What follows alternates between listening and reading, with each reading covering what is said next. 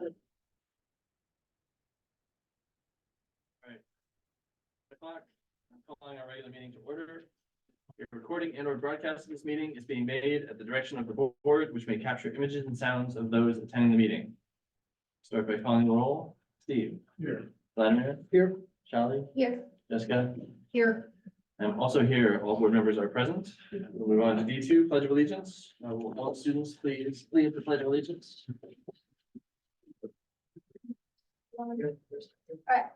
Everyone please stand, put your right hand on your heart, ready, begin. I pledge allegiance to the flag of the United States of America and to the republic for which it stands, one nation, under God.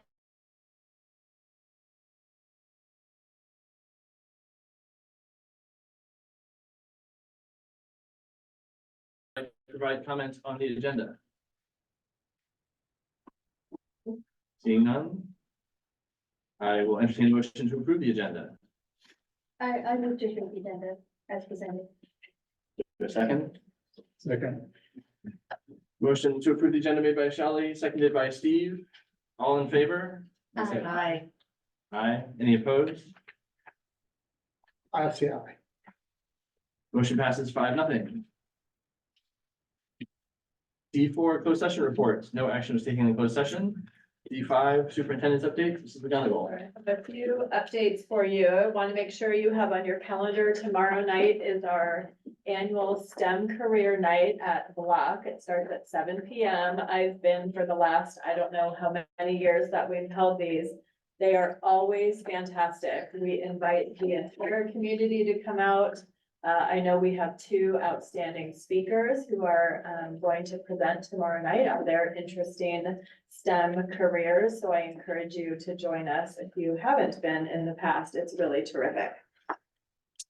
I wanted to thank Dr. Bosco, who's been working with our junior high principals, with community members and some local organizations to develop our workshop for junior high students around anti-bias and allyship. I think she'll give you a little bit of detail during her update later today, but she's put in a lot of time and effort to make sure that we're going to provide a quality workshop for our junior high students later this month after our break. Also wanted to let you know that our internal team will be meeting with Czech as we think about our needs, services that we may need next year. So this is our initial meeting with them. It takes place next week. So I will give you a little update when I learn more at our next meeting.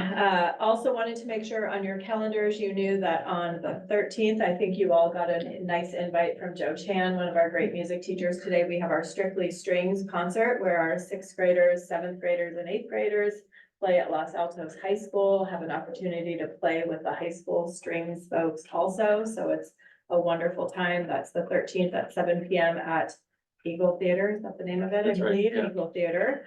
I hosted my Starbucks with Sandra monthly meeting today. Was thrilled that two wonderful employees came to chat, which was really fun, and wanted to remind you that we have this week, we have next week, and then the week of the 19th, we have our President's holiday and then our winter recess. So schools are closed for that entire week of the 19th to the 23rd. A lot happening. That's it for me. Great, thank you. We'll move on to E1 school presentation from Almond School. Not a rolly. We're so glad you're here. Thank you. Good evening. Thanks for inviting Almond School. Good to see you all, members of the board. So I'm Raquel Metaroli, the principal. Been there for 6 years. Really proud to invite some of our 6th graders and staff to present to you about our school community and how we're really thinking about how to create safe spaces for kids, really inclusive spaces for all kids. So with that, we have Mrs. Daybog, Mrs. Hall, who've been helping to support our 6th graders. And then we have Avi, Jaden, Jelly, and Sol here to present to you. So I will let them take the stage.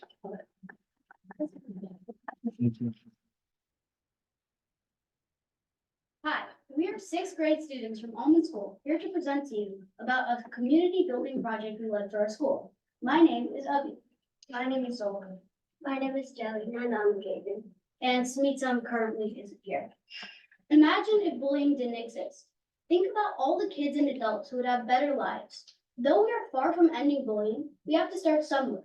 And sixth grade at Almond started by educating the rest of our school community.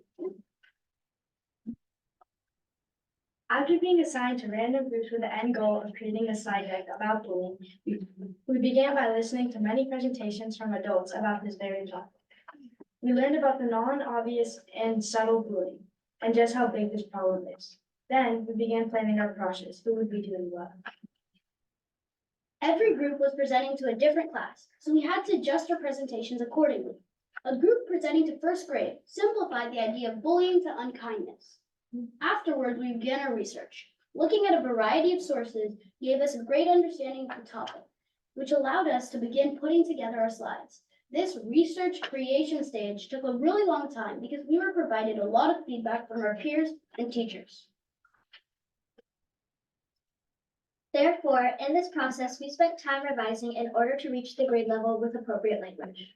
In doing so, we interviewed the teacher whose class we were presenting to. The information we gathered gave us a focal point for information. At first, almost every group had too much text on their slides, but later we were able to simplify it to short paragraphs and bullet points, with most of what we were saying on index cards. Though our original goal was to present before winter break, we really needed more time to make it good and ended up presenting upon returning to school. And our hard work paid off. Our presentation went really well, and a lot of students who were presenting to seemed to really understand what we're saying. The fifth grade teacher we presented to shared what her students learned. Mrs. Brooks' feedback was, this presentation made the fifth graders aware that according to statistics, bullying in sixth grade is quite high. They realized that if they're aware of the statistic, they can get some action and get involved. Now we would like to take you quickly through our presentation. Okay. This slide is about the definition of bullying.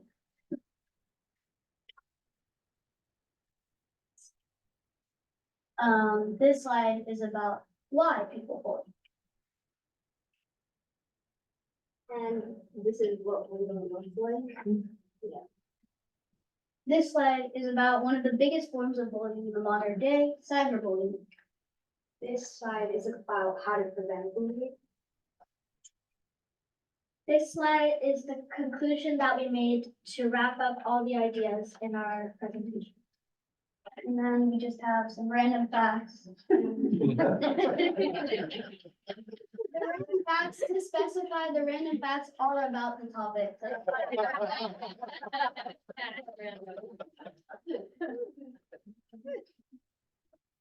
Thank you for providing us the opportunity to share something that we are doing to help our Almond community be soaring eagles. Thank you.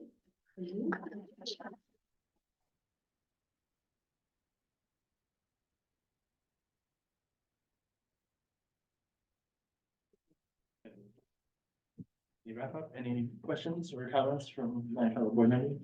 That was amazing. Yeah. No questions.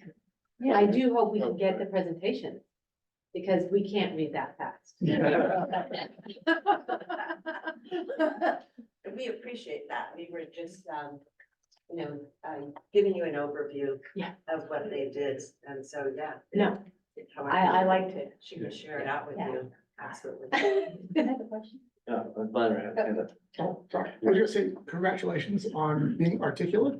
And you win a prize for the shortest long presentation.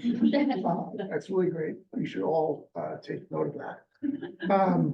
And I'm glad that we'll get a copy of the presentation because I just got to the word random and then. It was well done. All of it's really, really well done. And when I look back at my fifth grade, sixth grade, no way I could have done something like that. So congratulations. No, I thought it was fabulous, and it's such an important topic that you all have decided to address from a very holistic point of view. What made you choose bullying as your topic to educate? Do you want to say? A directive from the principal. You're guided by. It started with a conversation in sixth grade about how we treat each other with kindness and what does it look like when, how can we be upstanders? So it really just started as a conversation with sixth grade, and then we thought, how do we spread this out to the rest of the school? So that's when each group of sixth graders went to a different classroom and shared what they knew with the different grades, and then helped kids to develop some skills around how to be more kind to each other. That was fabulous. Thank you. I will add my thanks. It was very focused and well done presentation. So thank you for coming to us tonight. If there are no further comments, we're going to move on to the rest of our agenda. I will give the students and parents a moment to leave if they don't want to stay for the rest of the agenda. Thank you.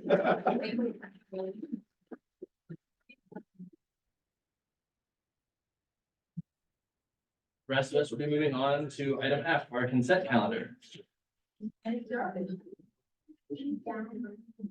Would any board members like to provide comments on the consent calendar?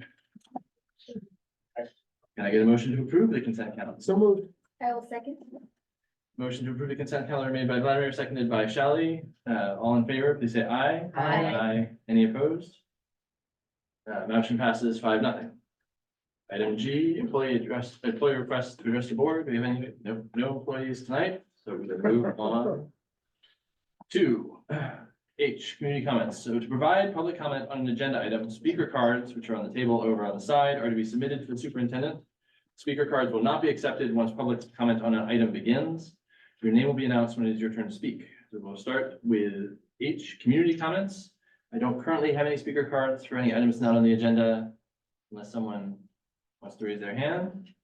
So I will skip the boilerplate and we'll move on to I1 action discussion items. If anyone would like to provide public comment on this item, please submit a speaker card. Dr. Bosco.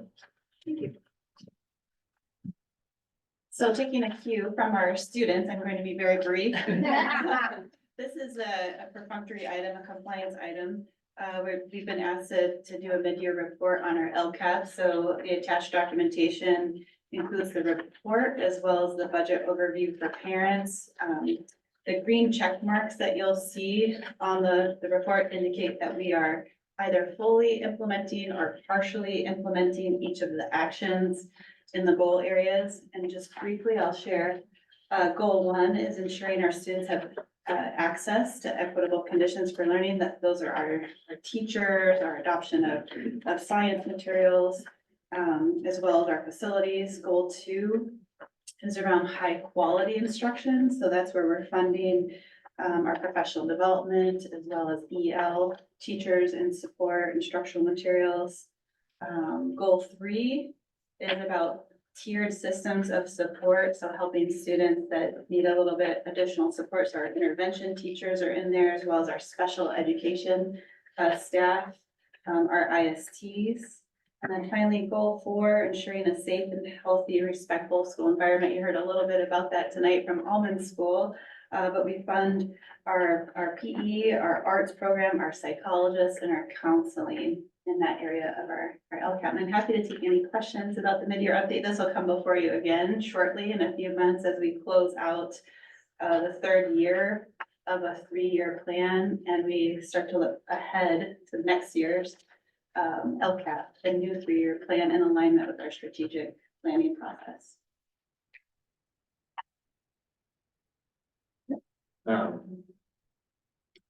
Question. Okay. On page 2, just one very small question. On page 2, you talk about course access program services, low income, English learning, foster youth. Do we do anything for homeless children? I know it's not an unduplicated pupil, but it seems like a needy group. Yes, so if we do have a student who's identified as homeless, we're required to have a homeless liaison to provide support. We provide things such as transportation, instructional materials. I just approved some glasses for a student, and we utilize title monies to support those kids. A comment, normally this is considered to be a burden to prepare this, but you now have a really good sense of what the district as a whole is doing. And so that's a plus that I had never thought of before. Thank you so much. Thank you. Are there any requests for public comment on this item? Anybody want to comment? Not seeing anybody. Any further board discussion? Thank you very much. We'll move on to I2, planning for the 2024-25 school year, which is also Dr. Busk. Great. So this is a fun one, and again, brief, but we wanted just to give a brief update on our planning for the next school year. This is a look at some initial staffing and section plans for next year. And so we're just gonna share a little bit about some goals that we have as we look ahead, as well as sections and staffing update, a timeline for you, and then our next steps. So in talking about our district and going into next school year, of course, we want to ensure that all of our programs are well supported. We also want to meet our CACF and recommendations around adjusting our staffing to match enrollment and address our deficit spending currently. So in doing so, we also have the competing demand to add TKs and add enrollment. So next year, we're planning to have TKs at every site, at least 6 to meet enrollment. And then we also are hoping to have lower TK and K class sizes as a result of being somewhat overstaffed with declining enrollment. And then similarly, we'd like to maintain at least 2 classes at every grade level, K6, as well as our robust offering of electives. We know we're gonna have to tighten up in that area, but we want to continue to offer the languages, offer the STEM programs, offer electives that meet all of our students' interests. So a look right now today at enrollment in sections and talking, just like we were saying about the goals, we are planning 1 TK at every site and at least 2 sections, K6. We believe with some fluctuations between enrollment in the different grade levels, this will net us -1 section. However, if we have to add another TK, we'll be flat for sections K6 for next year. That is based on current enrollment numbers right now. However, at 7-8, with our declining enrollment, we know we're going to be able to capture some sections through attrition. That's when folks would resign, retire, reduce FTE. We are still in development. Our students will be signing up for courses soon, and we're looking at our formulas that we've been using at least over the last decade. I have that spreadsheet and making sure we're staffing to our desired enrollment in each of the different departments. And then we want to look at how do we minimize the impact to our elective program, having teachers travel, et cetera. So it's a little bit of a balance of trying to reduce costs, but also maintain excellent programs at our 7-8 level.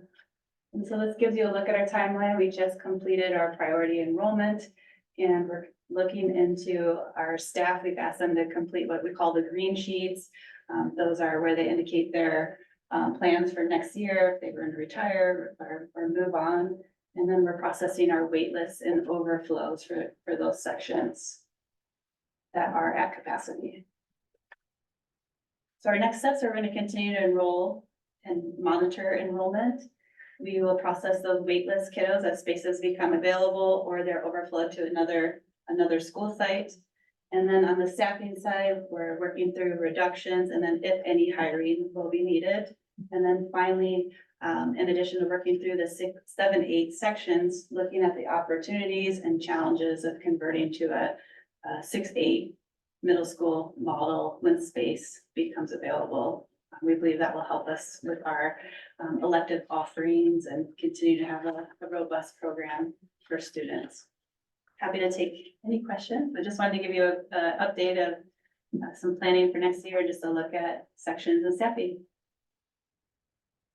Thank you. Any clarifying questions? No. Board, do we have any requests for public comment? Seeing no requests for public comment, board discussion. Just a clarification, the waitlist overflow, we take all students who apply. Any time of year. That's right. All year long. All year long. Every day Anybody. almost. The blueberry story comes.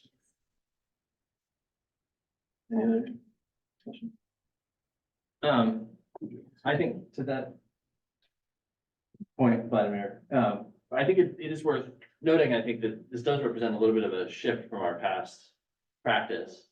Because we are determined to have 2 sections at every school, there will be more overflowing than we've done historically, based on my discussions with staff, because before we would sort of staff up a school and keep everybody we could, unless they came in the middle of the year and there literally wasn't the space available. But going forward, for the time being, we're gonna try to spread people a little bit more evenly. So it's fair as we can make it, but so that we can make sure that we sustain 2 sections at every school, because that's important for viability. And spread things, yeah, but deal with the fact that our enrollment has declined.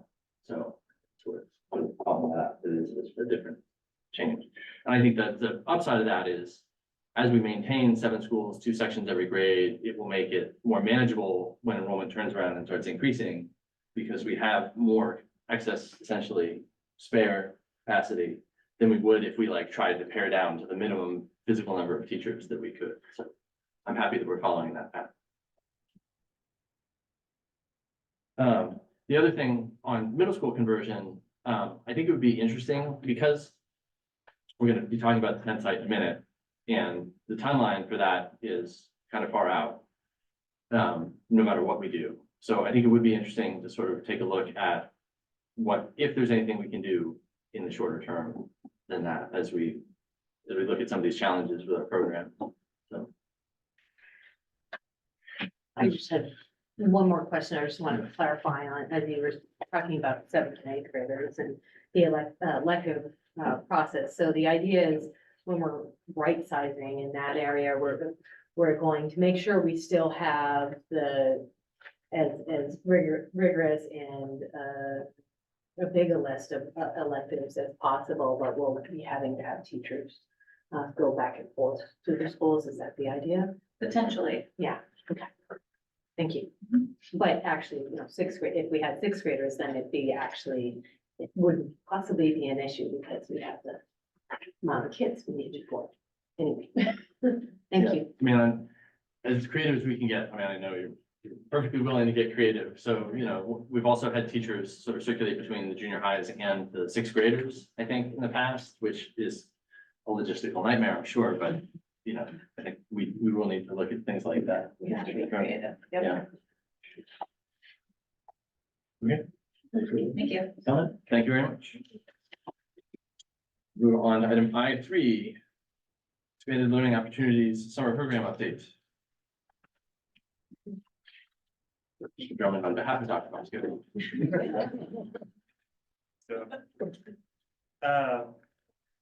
So I'm here in the LASD student experience today. I'm talking to you about a specific part of it, integrated support systems. This refers to the supports that we provide kids through program structures in the classroom and outside of the classroom, to ensure that kids get the support they need for social, emotional, and academic developmental success.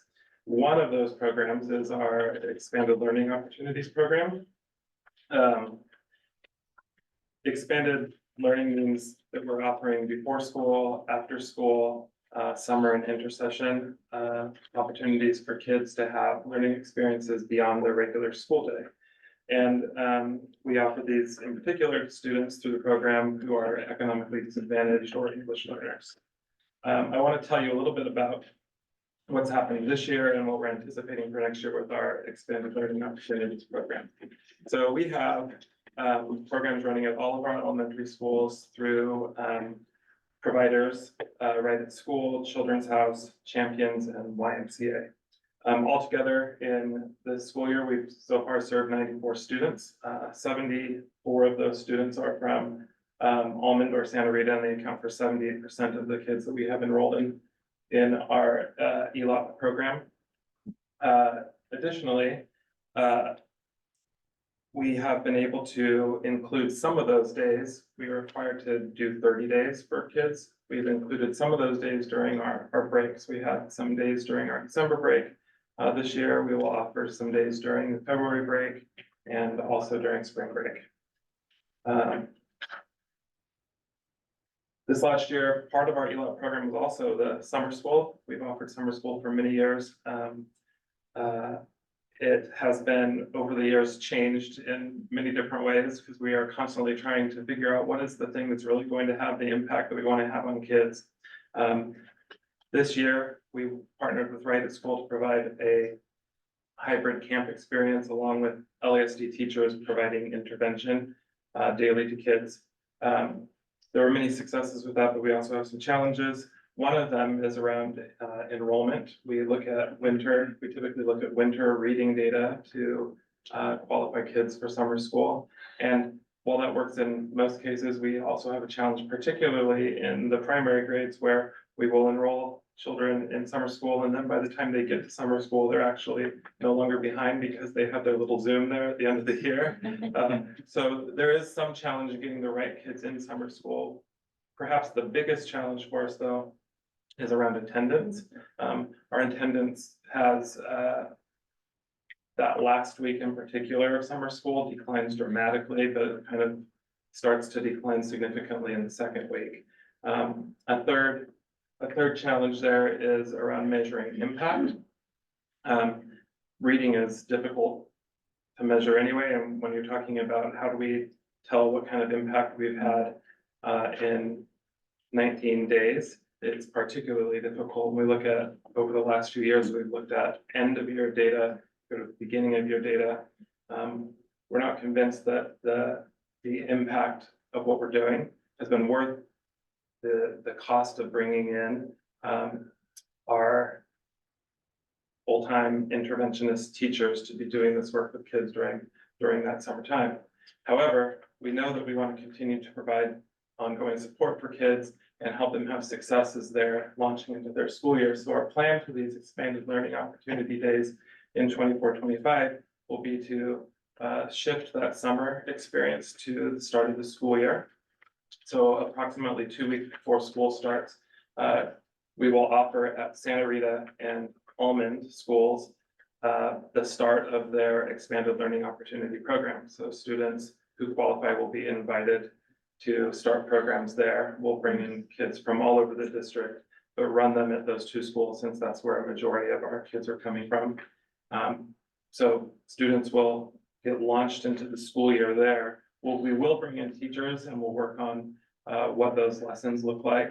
They'll provide some support in launching into a new school year and then developing their reading life and writing and getting into books and getting into the habits of the school year as a soft launch into the school year. Additionally, we'll be able to provide expanded learning during those breaks that are listed there and the 2 days following the last day of school in the last week of school.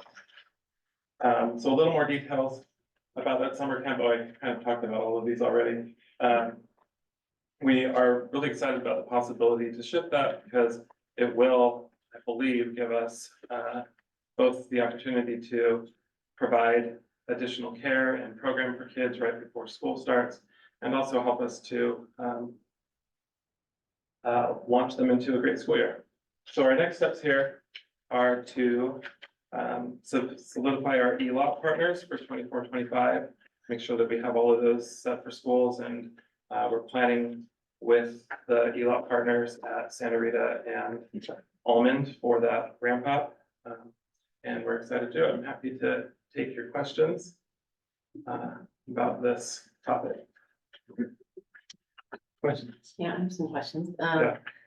You were saying, so I understand the 2 weeks ramping up into school Mhm. and soft launch. I think that's a great idea. Gets them on the ground running. Is the breaks you're mentioning, would there be intervention during the breaks or would it just be the? It's just the program, yeah. We won't bring in teachers during that time. They get breaks too. Yes.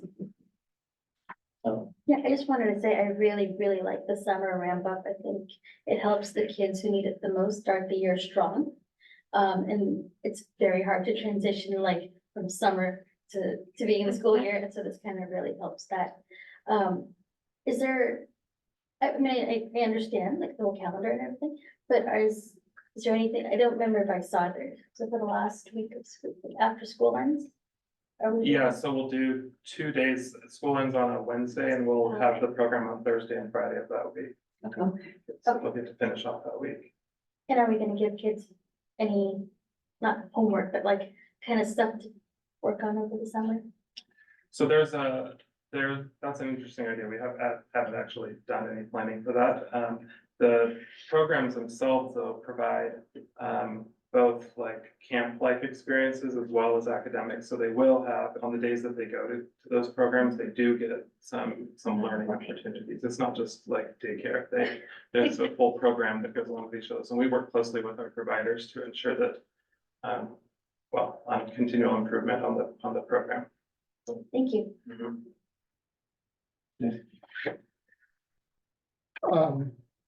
I don't have the figures in front of me, but,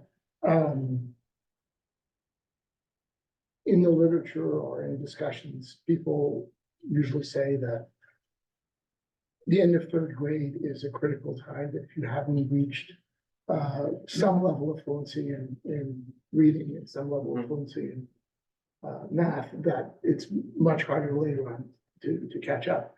So one of the ways we could measure success or not is to see that number from the graphs you presented a couple of sessions ago of students that were meeting and not meeting expectations at that level. Now, that doesn't help you decide at the end of this of the ELOC program whether that particular program was successful or not.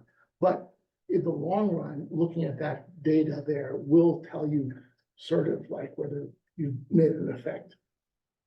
So I would look at that for some guidance. It's the unfortunate thing is it's divorced by time from when you want to know the information and get the information. The other comment I have is you look at students and what they're doing, what they're not doing. And then you invite students to participate. Are there any other groups of students who, even though they're not necessarily doing really poorly, are there other groups of students that might still benefit from a summer program? Sure, and that's a question that we would need to decide beyond the kids that qualify through the ELOC program. Do we want to invite additional students to ramp up the school year? And perhaps the answer is yes, we could do that. But we need to decide whether it's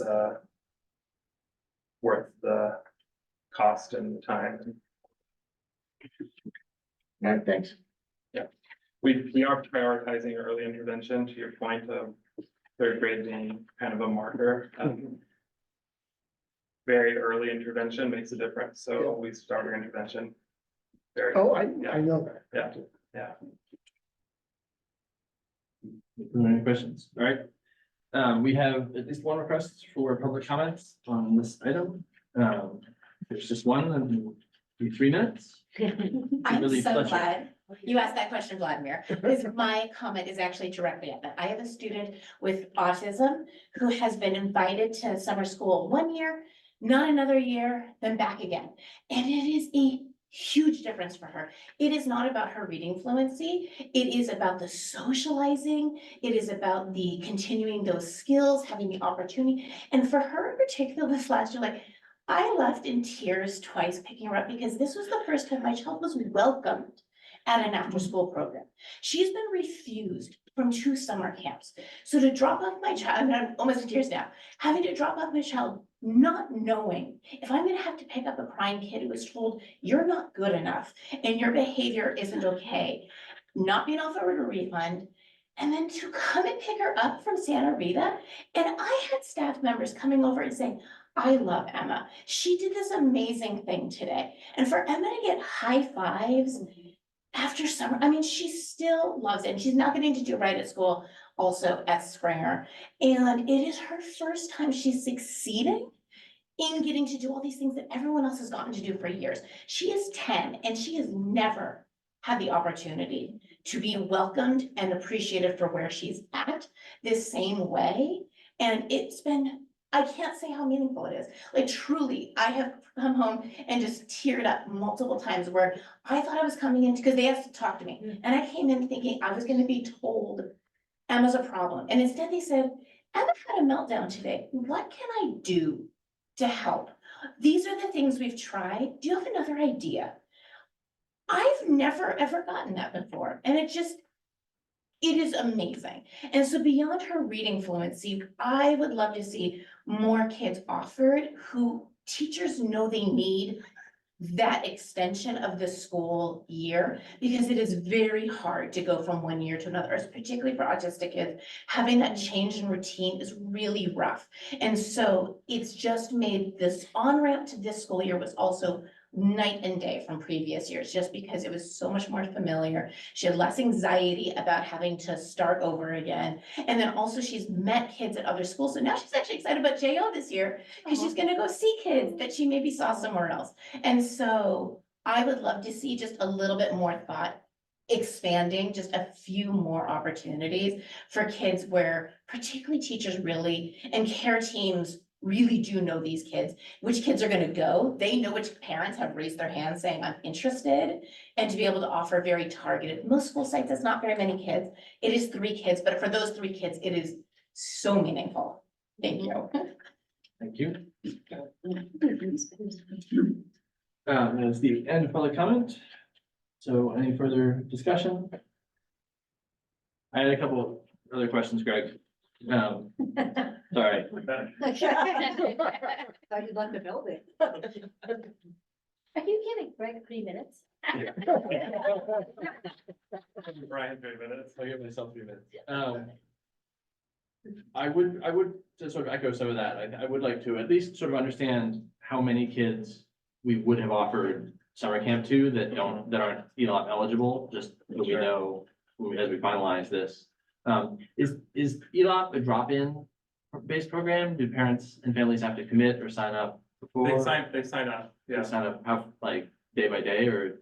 for like a No, whole break? they sign up for one time and then they're in the program.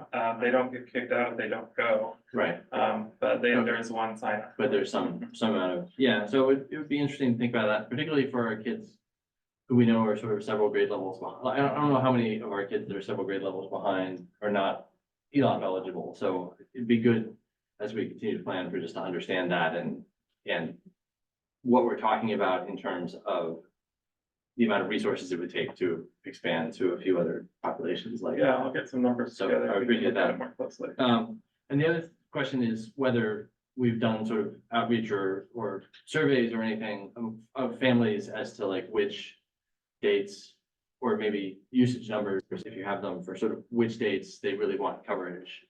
And which they don't, right? 'Cause if it's sort of 30 days, then it's a little bit of a trade-off, right?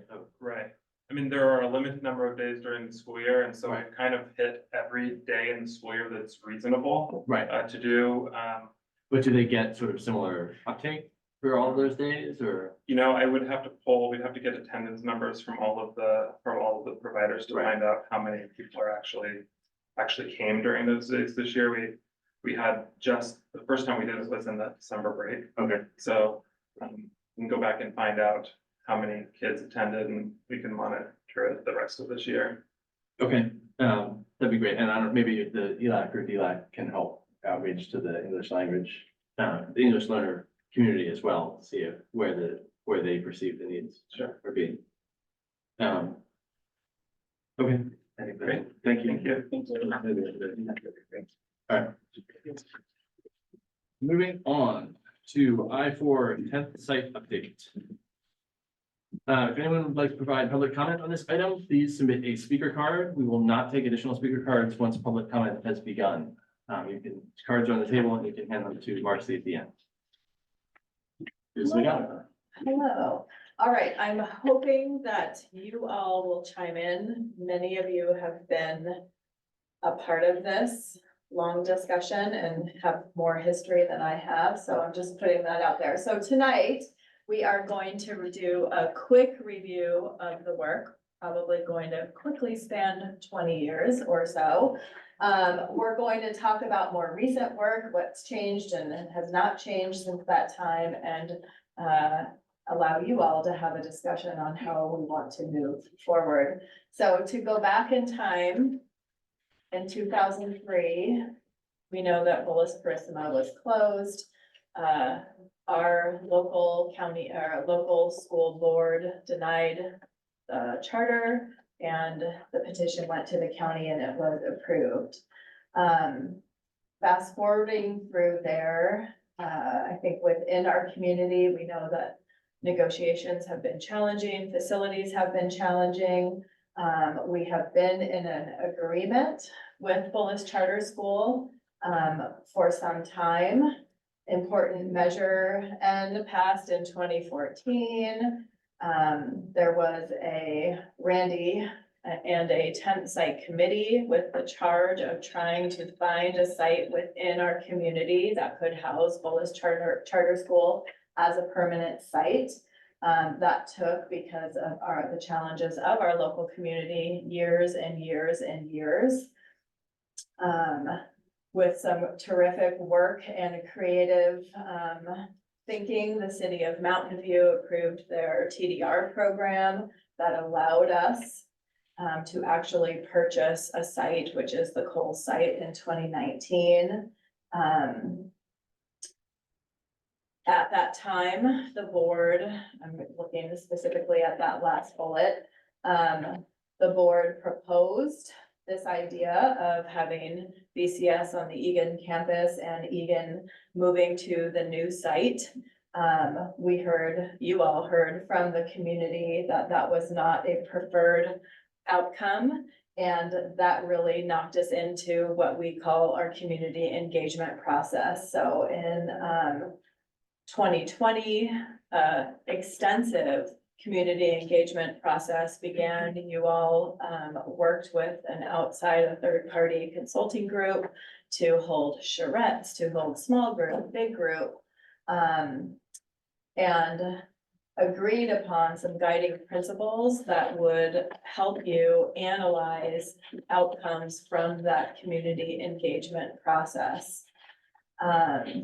There were some support or some scenarios that rose to the top with majority support, and those are outlined here for you. Each of those you can see has BCS at the tent site with some configuration fully or with some sharing at our sites. But from the community engagement process, many of the, what was the number you told me, Jessica, 57 options that were generated were kind of culled down to 13 basic scenarios. So you all spent some time, there was a lot of information gathering. And I think all of this was attached through a history document and what have you for folks who really want to get deep, but you've looked closely at operational costs, at the time, construction costs, all of those different pieces. And of course, we all remember that in March of 2020, things kind of stopped on this front and we had other work to do. So back in November last year, we brought all of that information back to you to review those scenarios, to review the analysis that had been done around these different areas. At that meeting, you all asked us to do some further work, so wanted to talk through that a little bit. One of the asks was to do an updated demographers report. Last May, the demographer report was completed. That was attached to tonight's item, so people had access to that. Eric and team have been working hard on our facility master planning. We need to understand what are the needs of our aging existing facilities because we know that they are great.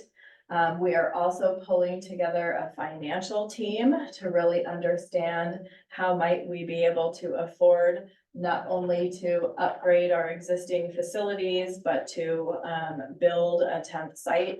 We know that the measure and funds are not enough to build a 10th site. Our TDR program, because of the impact of the pandemic and people working from home, has not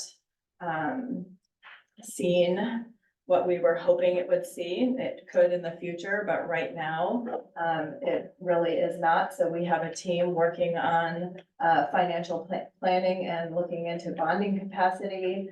Of course, we're deep into our CEQA process, and that will be coming to you. I can't remember if it's March or April, but the EIR for the community to look at. We've gone and visited some prefabricated panelized schools, and you all gave us some direction to look at design build process for the 10th site.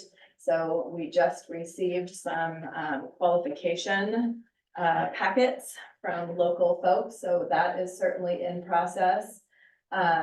It's also important to remember that the County Board of Education has notified the charter school through a letter called a notice of concern for not having demographics that mirror our demographics. That initial notice of concern went out, I think, right before the pandemic. Trying to remember my time frame, but was recently During the pandemic. or during the pandemic and recently renewed. So that concern continues on the part of Bullis Charter School and the County Board of Education. Also not on there, but attached to that is the idea that Bullis Charter School's charter is up for renewal early next year. I think throughout next year, that will be a process at the County Board of Ed. We know that in order for us to move to a middle school model, the sharing of facilities currently with Bullis Charter School at both of our junior high schools really limits our ability to share PE space and multi-space and gym space. But certainly would be great for our sixth graders. You've heard me say that multiple times through multiple studies, but would be exceptional for our 6, 7, 8 students. So that's something we want to keep in the back of our head. Of course, we continue to expand TK. Our enrollment has declined and now is fairly steady, and our TK numbers continue to grow year after year. So those are things that we all want to be mindful of. Looking back at our guiding principles, I think it's fair to say that these guiding principles are still what we believe, what you all believe should guide the decisions around the 10th site. In 2020 and again in 2022, so 57 scenarios that were kind of morphed into 13 big scenarios.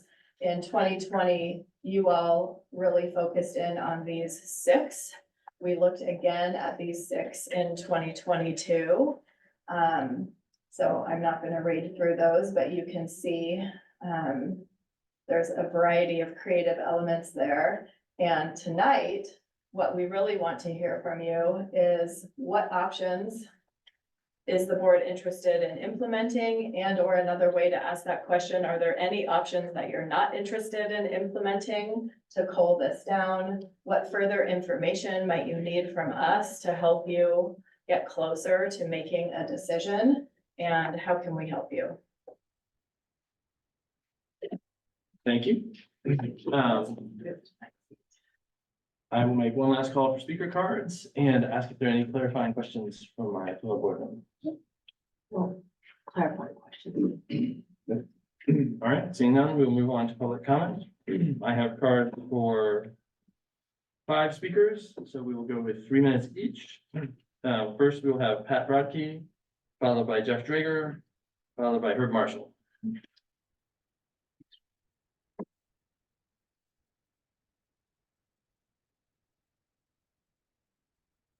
Yeah, I've been here for the 21 years, and so I've seen a little bit that there's been an extraordinary amount of work put into this. And I want to share a thought and a perspective to this add to this really complicated scenario, and that is to consider a criteria in evaluating the scenarios, the emotional and educational impact on the Latino students. And specifically, a large population of our Latino students live very close to that 10th site, and they're split today between Santa Rita and Almond. It's hard to raise a Latino student here. I know because I've done it, it's tough. And this student community has the deck stacked against them. It's just, there's a lot of challenges. And so I think one great consideration would be if we could, in this complex scenario, use this as an opportunity to level the playing field a little bit in some way. And, you know, would it be the best outcome for those local Latino students if they had a local school? And that could either be a K-5-6 school or the middle school, if for some part of their education, they had something resident. I mean, in your comments, Sandra, you talked about sort of the local school model. You know, would that be the best scenario? You know, maybe, and we can envision a number of benefits for the community. So I can't say for certain what the best outcome would be, but I would just propose that we throw that into this complicated calculus in some fashion and consider that. Thank you. Thank you. Okay, Jeff Drager, followed by Herb Marshall, followed by Kelly Berman. Hello, board members. Thank you so much for your work. The school district is phenomenal, and I'm a proud parent of 3 students. And so I'm really grateful for your efforts that you put in towards making everything work so well. By perspective, I've got one daughter who went through Egan, thriving at Los Altos High as a junior. Got a daughter who's in Egan now, so she's thriving there too, of course. And I've got a son who will go to Egan in a couple of years. So one thing you hear in the real estate business is just location, location, location. And you think about the footprint of the district and proximity to the schools. I think for people who are remaining opted into the school district, they deserve like a very, as much of a efficient and safe footprint as you can have. So I think that factor, it'd be great if it was given a lot of weight. My kids have routinely biked or walked to school. It's California, it's sunny almost every day. This year's a little bit of an exception, but most years it is. And so they and a number of other students cross Foothill Expressway to get to Egan, and it's pretty safe. But thinking about them crossing Foothill Expressway, going all the way to El Camino, to one of the biggest intersections in the town, I assume, with, 2 left turn lanes, 3 lanes of traffic each way. And then hundreds of like middle schooler street crossings of that street per day, if the middle school was moved over there, really is pretty terrifying to me, to be honest. And middle school's that age where you're kind of, hopefully a little bit more independent, getting around by yourself. So I just think a lot of weight should be given to that proximity factor as you deliberate what you want to do.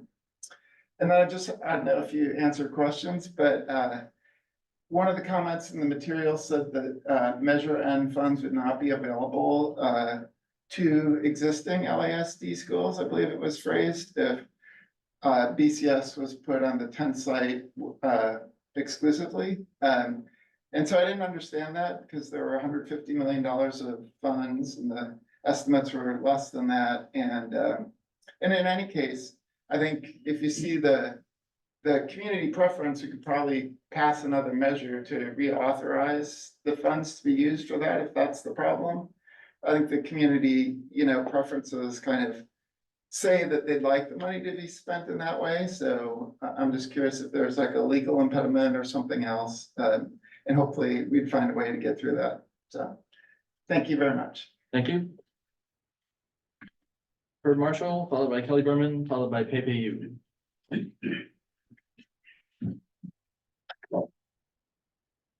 So my name's Herb Marshall. I'm a parent with two kids at Egan, one at Santa Rita. Last time I spoke to you guys was about how amazing our community at Santa Rita is. Tonight I'm asking you not to screw that up and any of other of our amazing schools. As the board continues its discussion around the 10th site, I want to take a moment to acknowledge that this community went through an extremely thorough process with a very clear outcomes and direction. Let's not forget the hard, emotional, and exhaustive work putting into hearing all voices. It was not done in a vacuum, but over several well-attended workshops facilitating discussion around the issues. I would urge the board to listen to what the community overwhelmingly supports as options and to look forward, not in reverse. As you look to the future, I understand the board is likely going to need to pass another bond in order to complete the building of the 10th site. The odds of passing that bond without a firm decision on this issue is slim to none. The decision that's not in line with what your constituents have clearly stated is even lower. The Cliff Notes version of how we got here, because I've been here, I grew up in this community, is that the district rebuilt and then opened Covington as an elementary school. There was a money crunch from the state and declining enrollment due to the dot-com crash. The bond was passed for school facilities, and then Gardner Bullis was closed. BCS was created by angry LASD parents who became charter school parents, hence creating the 10 schools on 9 sites problem. Let's learn from those lessons and let's not repeat them. Let's listen to what our community clearly has stated as a preference. Thank you. Thank you. Kelly Berman, followed by Pei Yu. Hi, everyone. I'm here to make 3 points that have already sort of been made, but I kind of want to echo them. So first, the question about community preferences for the 10th site was asked and answered, as we heard in the earlier presentation. The community was overwhelmingly supportive of any option that involved keeping our neighborhood school model and therefore not closing or relocating any of our neighborhood schools. Similarly, people were quite against any option that involved closing or relocating any of our neighborhood schools. Second point, if you walk by any of our neighborhood schools around 8:20 a.m. on a school day, you'll see students and families on foot and bicycle happily making their way to campus. Not always happily, but to campus. So closing or relocating any of these schools would be detrimental to this wonderful aspect of our community and risks a further decline in enrollment for LASD. It would be a very big shame if closing a neighborhood school caused more parents to seek private education, because a school like Pinewood might then become more convenient. And finally, and perhaps more importantly, to kind of reiterate what Herb said, closing a neighborhood school is what got the board into the situation in the first place. So hope we don't repeat it. Thank you. Thank you. Last speaker will be Pei Yu.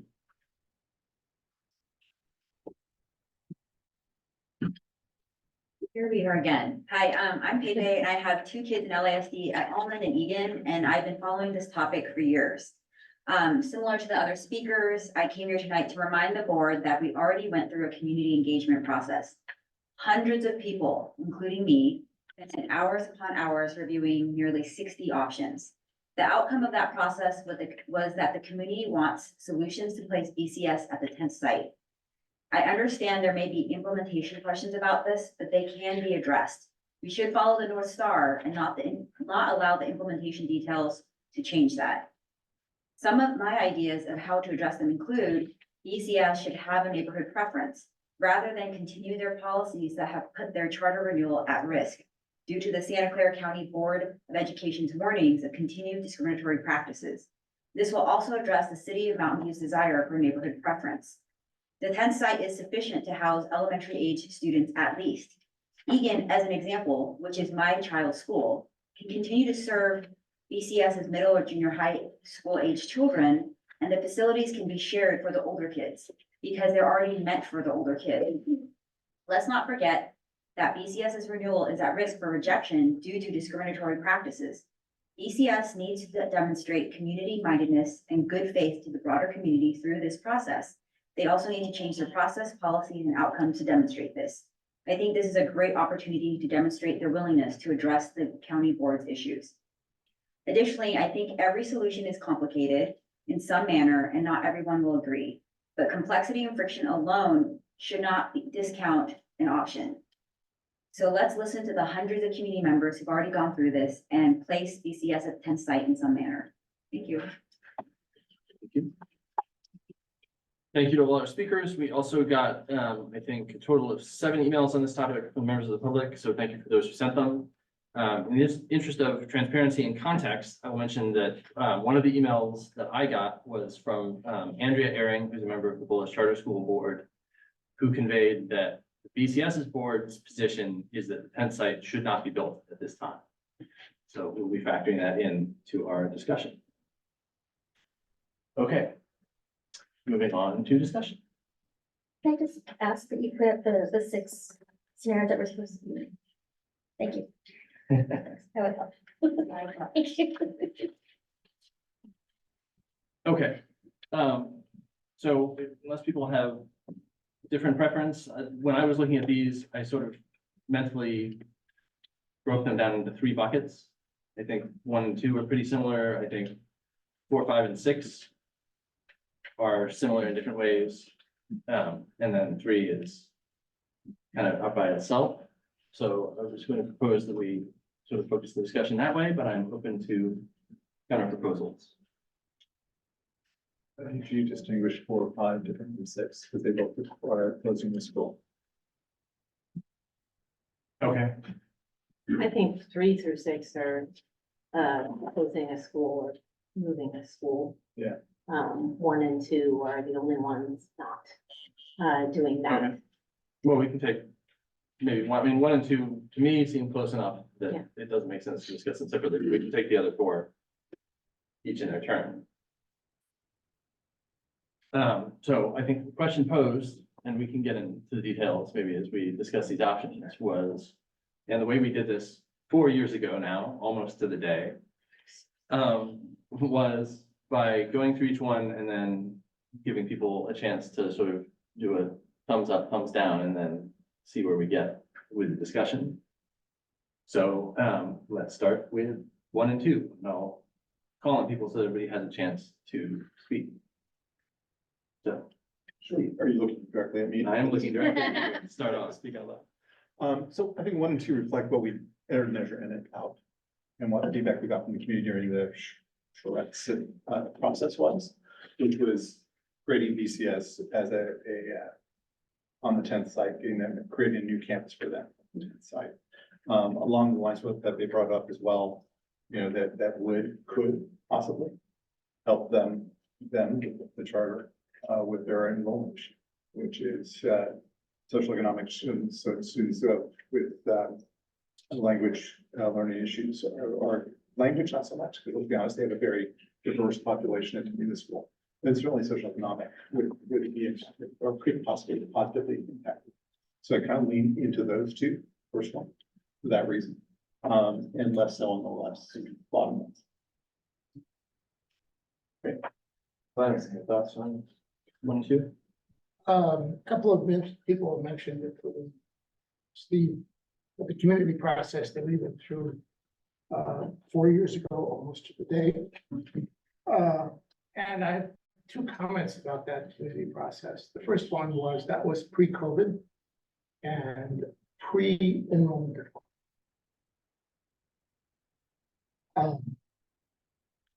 Our reasoning for purchasing the 10th site was to accommodate increasing enrollment. And what we've seen since then has been a substantial decline in our enrollment. And our demographer has forecast another decline in enrollment. So if you go out, you know, let's say 2032 is the date that the demographer used for their final estimate, we would have about 2,700 students. And that is just 200 students above what the Department of Education considers a small school district. I don't know, there's some differences in what you can do and what you can't do if you're a small school district versus a normal district. But I have a hard time thinking that adding another site in view of a continued enrollment decline is the right thing to do. By the way, I'm not in favor of closing any school. I don't think it's the right thing to do. I note that Gardner Bullis, which is now at 236 students or something along those lines. Higher, yeah, 276, 270, 276. okay. I've been corrected, 276. What I've heard from the people there is that they really like a small school because everybody's involved, everybody knows everybody else's name. So my preference would be to have a number of small schools around. And I don't think the 10 site will help that situation. The other comment I would have to make is that in the process of engaging the community, we have never articulated what the real total cost of putting BCS on a 10 site is. We did at the time. We did at the time from what we understood. What was mentioned was the cost of purchasing the site and building a school there. And that was done in 2019 dollars. It's considerably more expensive now. So if we continue to use that as what we did, we are going to be off by a lot. It's going to cost us a lot more than what was forecast then. The other thing is that what we did not include in the estimates is the cost of what I think are probably going to be the need for 3 different bond measures of the interest of those 3 different bond measures over the years. If you think, and if you add up those numbers, I think that it comes to over $300 million. And I have a hard time thinking that this is the best thing for LASD over the long term.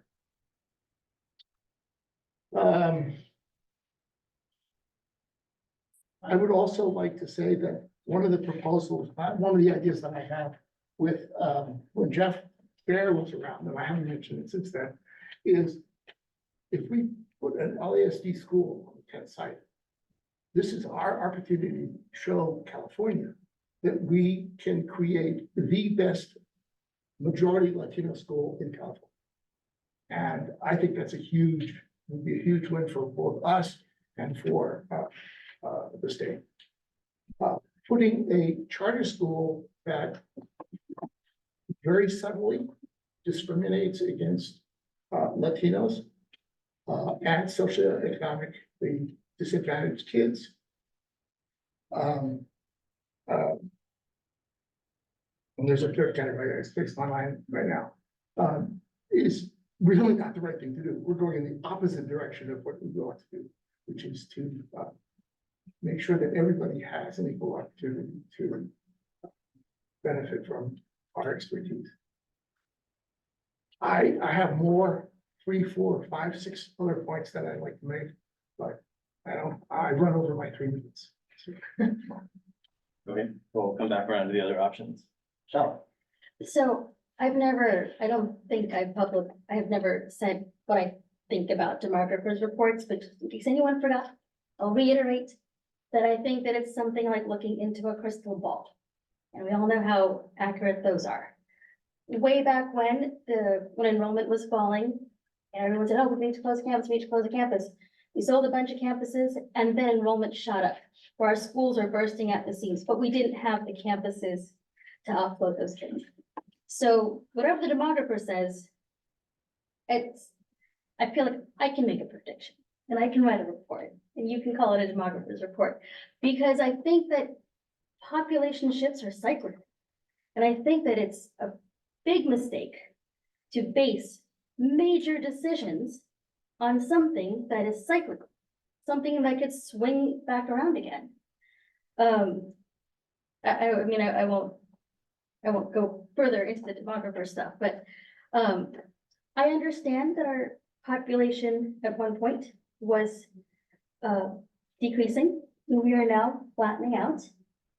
And there's a lot that we don't know that could come down the pipeline. We didn't know a pandemic was gonna come down the pipe. So, I want to I think about the long-term viability of LASD, 50 years down the line.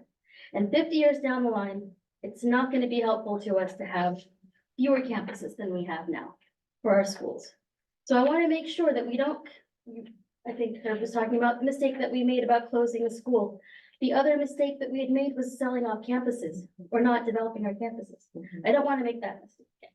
So that's kind of where I sit on the whole population thing. I'm not in favor of closing the school, but I'm also not in favor of sharing our campuses any longer. We've been doing this for 20 years, and that's 20 years of academic program impact. And when are our kids at Egan and Block going to have full use of their campuses again? There's whole generations of kids that have, including my daughter, who've gone to Egan or Block and have not had the entire campus as it was meant to be. That's one thing. Vladimir, you mentioned something about over $300 million in bonds. You could share those numbers, like where you got that data from. I would be really interested in looking at that. Now, or? No, let me just finish my thoughts, and then when we go back to you.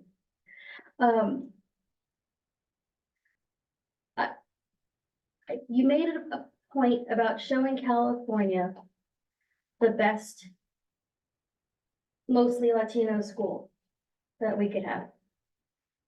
And I get that.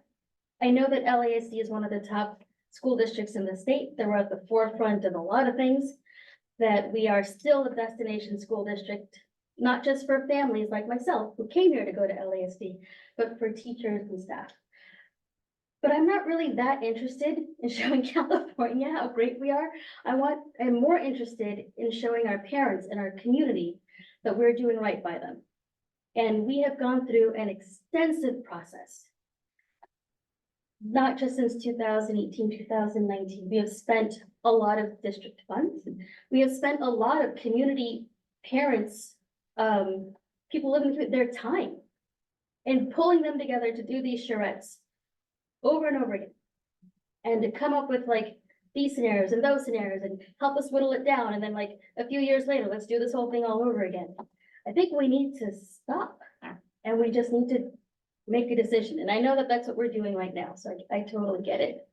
I think that our kids, yes, we want to serve our Latino kids, our kids of low socioeconomic status. Absolutely. They're definitely at the top of our priority list. But all of our other kids are also at the top of my priority list. And I don't think it's fair to say 1, 2, or 3, but I think I've made my point about the impact on our academic program. How long have we been, I'm getting mad now, I'm sorry, I'm gonna dial it down, but how long have we, this is a rhetorical question, that we've been talking about middle school conversion?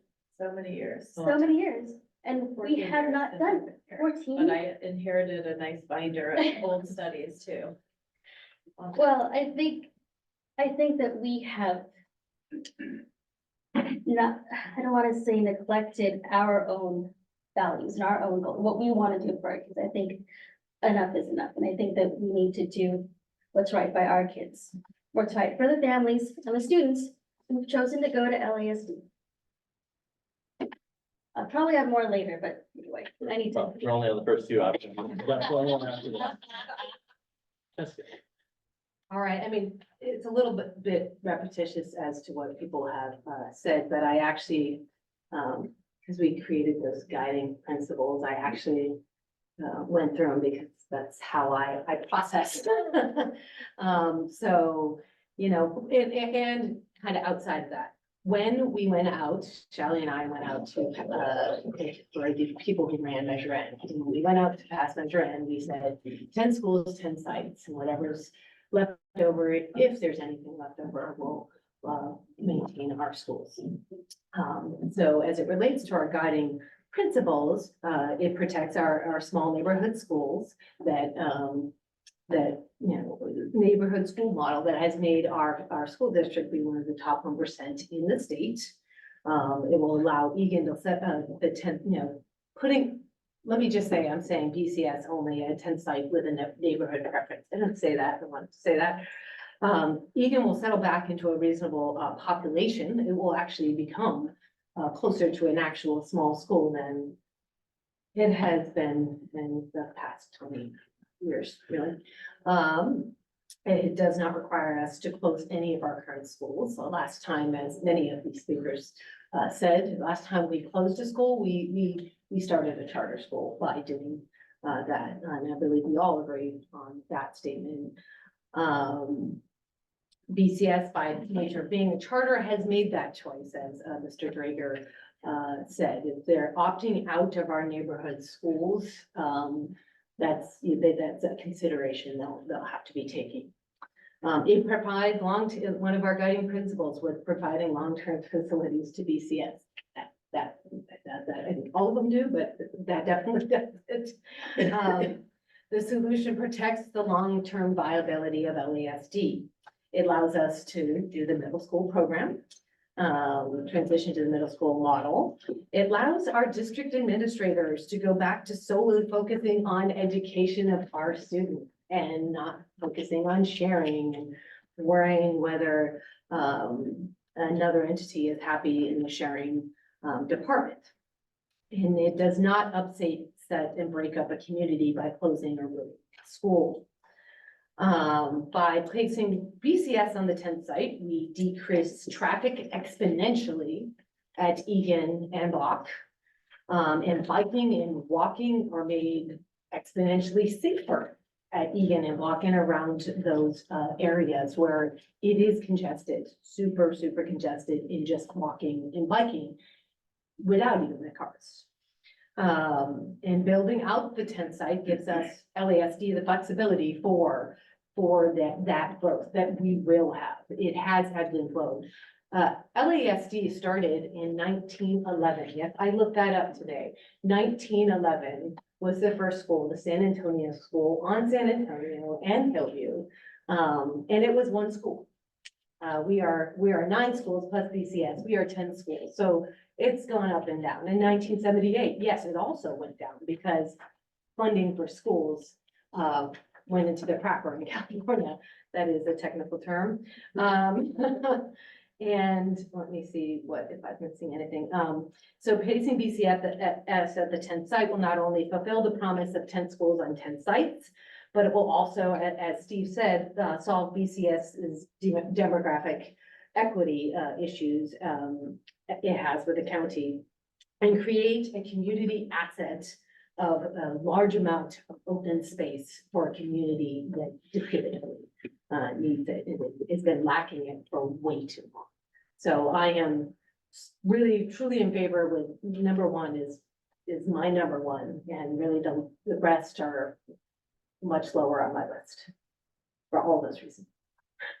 I second Jessica. I forgot to say that number one is my number one, and I'm willing to compromise to number 2, but yeah, forgot to say that. Okay. I don't know that I have a lot to add. I think, as many people pointed out, allocating space to BCS at the 10th site were the only options from the community engagement process that were favored by a majority of the community. The big hurdle in my mind is the financial one. When we put this plan together and really went after the 10th site to purchase it, a large part of the money to build the site was going to be generated by TDRs, transfer development rights, from developers that we would sell our unneeded square footage to. And unfortunately, the pandemic and the resulting sort of office vacancies and all the rest of that have frozen that market. When we put the plan together, we were going to have all of that $79 million 2 years ago. We've gotten, I think, 20? Yeah. So 10.4, right? We've gotten 10.4. There's another 10 or $20 million in projects that are working their way through the city, but it's a big hole. And the inflation that we've seen has only made that hole bigger. So that's the question mark in my mind. But I think I'm certainly not in favor of taking these off the table at the moment, which I think is the first question in front of us. So Does anybody just thought of anything else they want to say? And if we move on to, yes, Can I respond to? oh, Yeah, he was gonna tell me about Okay, the money. so, we spent $150 million on the bond measure, and the interest on that over the life of the bond comes to about $30 million. We're gonna have to build facilities on that site, probably $100 million. Interest on that is $20 million. Now, I know that the net cost is going to be $125 million less than that. If we get all our TDR money, and right now prospects do not look good at all. On top of that, if we want to bring LASD campuses up to the same standard that BCS would have on the 10th site, we're gonna need to upgrade all our facilities within the district. I have no idea how much that's gonna cost. If it costs $20 million per school, a bond measure plus interest is gonna be about $216 million. If it's $10 million per school, then it's about half that, every $100 million. And if you add those up, they all come to about $300 million. So what we end up doing is paying, I find this mind-boggling, that we're going to pay for BCS to get their very own site, the best in the district, and we're gonna pay for it. I mean, if I were BCS, that would be the dream of LASD. I hear you, Vladimir. I totally. Yes, it also makes me feel like it's grossly unfair that we're spending all this money to build BCS a brand new shiny school. But I would rather do that than close one of our campuses, because that would be, no, I'm just saying, no, I'm just saying, She didn't say that. I'm just telling you how I feel. Okay, because I know it's a lot of money to build a new campus for another entity. But it's either that, or we have to give up one of our sites and move one of our sites over there. And I think the community has been very clear that they don't want to close any of our sites. I am not advocating.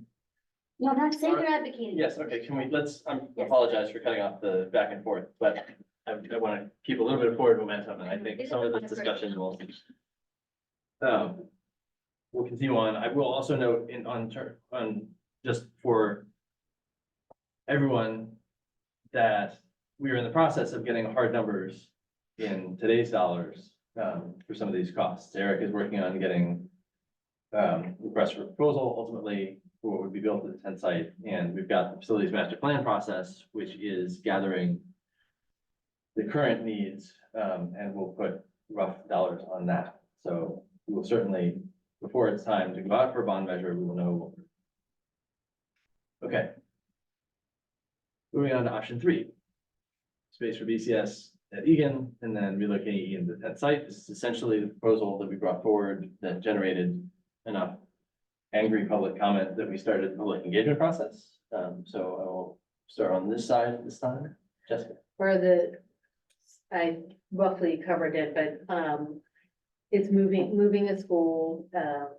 While I went into that process, I really thought it was just moving a school half a mile away. I do understand that it is like closing, a school. And along the reasons that others have suggested, charter school opts in, to their program. And they opted into being commuting students, so we shouldn't be making our students have to commute even farther over, or some of our students. We do have students who actually live in that area, and it's the neighborhood that we serve. Anyway, so I'm not necessarily into keeping it as a solution. But that being said, 10th site and Egan are the ones that can take their population in it's in the entirety. So I do see that piece. But absolutely one is my number 1, 2 is my number 2, and 3 is like way behind. 4 done. Oh my God. You lose my train of thought. But anyway, yeah, 3 is okay, I wouldn't go so far as to say it's a non-starter because one of the other ones up there is a definite non-starter for me. But my problem with 3 is I also thought that we can just move a school, give, give our community a brand new school and everything would be fine. And the feedback that I got from our parents, current Egan parents and former Egan parents, is they would rather, they love the community that they built. They love their campus. And they would rather keep their campus than go and move to a new, that's the feedback that I got, than move to like a newly built school. But it's also about the community that they've created there. I mean, it's not just a bunch of buildings, which is how, when I started this process, I was initially thinking about it. Because I thought, well, Egan, you're only in Egan for 2 years, so, it's not like, but anyway. But I have since been corrected by several families that it's not just the 2 years that you're there, but it's the culmination of the 6 or 7 years that came before it. So I don't like 3. But it's less onerous to me than 4, 5, and 6. Lemon?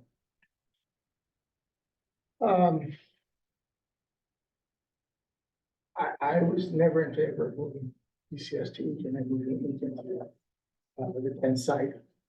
A lot of comments have been made about curriculum and serving our students. And fundamentally, I agree with it. Where I disagree with the comments that have been made so far is in the magnitude of that difference. We are one of the best schools in California and one of the best schools in the United States. As Sandra just sent out, our ability to bring students back from the pandemic lows is one of the best in the nation. So our current situation, whatever it is really not hurting our kids that much. And the numbers show that. I agree that going to a 6 to 8 model would help. I agree with all the other reasons, but that's a small amount that we're talking about. We are one of the best schools in California. So to base spending $300 million on that small amount, I don't think makes sense. Is it the same pot as the general fund though?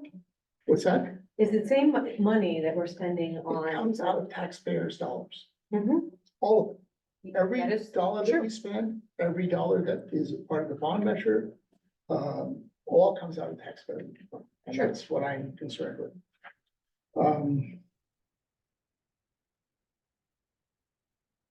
I don't think there's anything more to say about number 3, at least for me.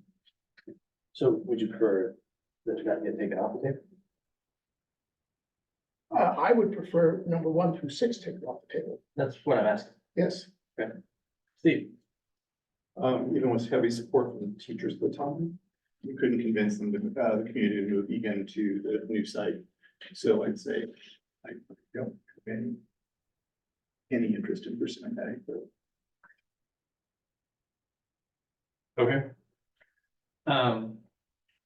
Does anybody have any interest in using it? Well, I hesitate to take this one off the table because I think, spoiler alert, 4, 5, and 6 are completely unworkable. So I'm hesitant to get down to what's essentially one item, although I have got some ideas about that I'll share once we're through this process. I think to Vladimir's point earlier about spending money on the charter school, this is the only option that would spend money on a new facility. Well, the only option of these 6 that would spend money on a new facility for actually a little over half of our students. But we can. Sure.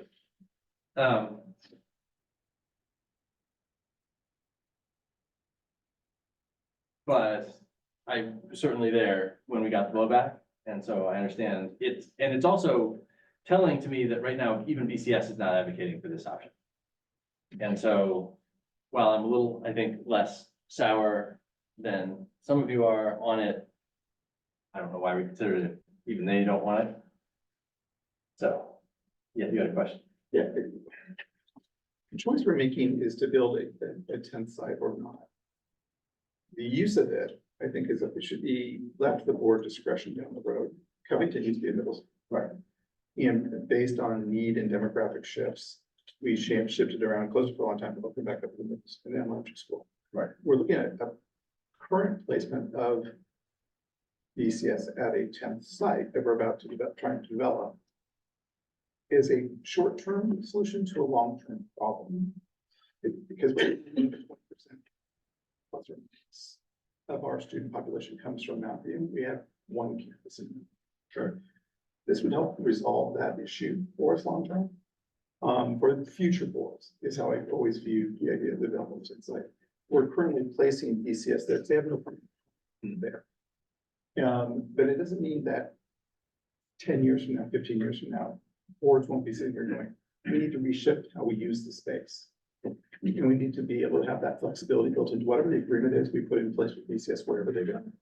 Is that flexibility for future boards to decide who goes where has to be left to their discretion. So that's something that I'd like to keep in the back, at least it lives in the back of my mind as we do this. In fact, Shelley referenced it, or I think just one of the restaurants. We used to have 4 more campuses. We had 12 at one point, and we closed 4 down with community pressure and sold off the land. Unfortunately, had we kept the land, maybe we would be having a conversation today. But we did that. This board did that based on current pressure at the time. And I like, the demographics are gonna always fluctuate, but what we're seeing in this area is the idea of suburbia will be very different in 10 years, in 20 years. And density is gonna go up here as I watch them build 2 ADUs over my back fence. That are gonna be supposedly house somebody. I don't think they're all full houses, there's something else going to show back then. But I think that density will drift up here, whether we can foresee it or not. Who foresaw all the building over there? That used to be a Sears when I moved into this thing. That used to be all sorts of different things over there. It's now housing. Currently, it doesn't have a lot of students coming out of it. We haven't seen it yet. What we have seen over time is that density will impact where we have to have schools. So I just want to keep that in the back of mind as we move forward with this too. That, we were able to figure out a way to buy some land to replace 40 acres we let go of as a district. We have 10 more, we bought a little bit of that. I think we need to continue to move forward with the idea of development and then how we use it. I'd love it to be an ambulance school. I get that. That's an argument we've heard all along, but the reality is the flexibility of having it used has to be left to the board's discretion based on need at the time. And so can we keep that also as something to be thought of in the back of your mind to really force this process as well as. Sure. Okay. Sure. Your question about flexibility made me think about something, and I know that this discussion so far is focused on our students, rightly so, but to have more space at Egan, it could help us throw around some creative ideas about teacher housing or something. We have to think about that too. I mean, right now, yes, we are still a destination school district, but how many times are you gonna drive on your 2-hour commute to LASD, drive past so many other school districts where you could work and have a life outside of school? So I think, yes, I agree with you about the flexibility, but I want to expand the idea of flexibility to what else we could do on our sites if we had access to the entire site. Okay, let's keep going just to get through these. I expect these last 3, we can maybe go a little faster unless you would like to. I'd like to follow up on Steve's idea. I think that we should, and this has been voiced by other people, that we should separate building a school on 10 site with who goes there. Sure. No, let me rephrase that. Doing something with the 10 site and putting BCS there. One of the things we could do for housing. No, we can't. Measure animal well. Yeah. We're not gonna use measuring. We Actually, use by the lake. the city of Mountain View won't allow it. Well, we already used measuring funds by the land. Okay. All right. And, yeah, okay. So, but we'll have time to discuss possible other ideas. Obviously, we own the land. It's not a question of whether or not we have a tent site. The question is what and when to build. And so the way I see it, this question in front of us is part of the facilities master, our overall facilities master plan effort of what is our strategy for the charter school facilities, which has been a problem for a long time. And have that feed into then the question of how do we want, we pass, what we build. Let's go to option number 4. Anybody in favor? Yeah, so Yes, Steve, sir. if you want to provide comment.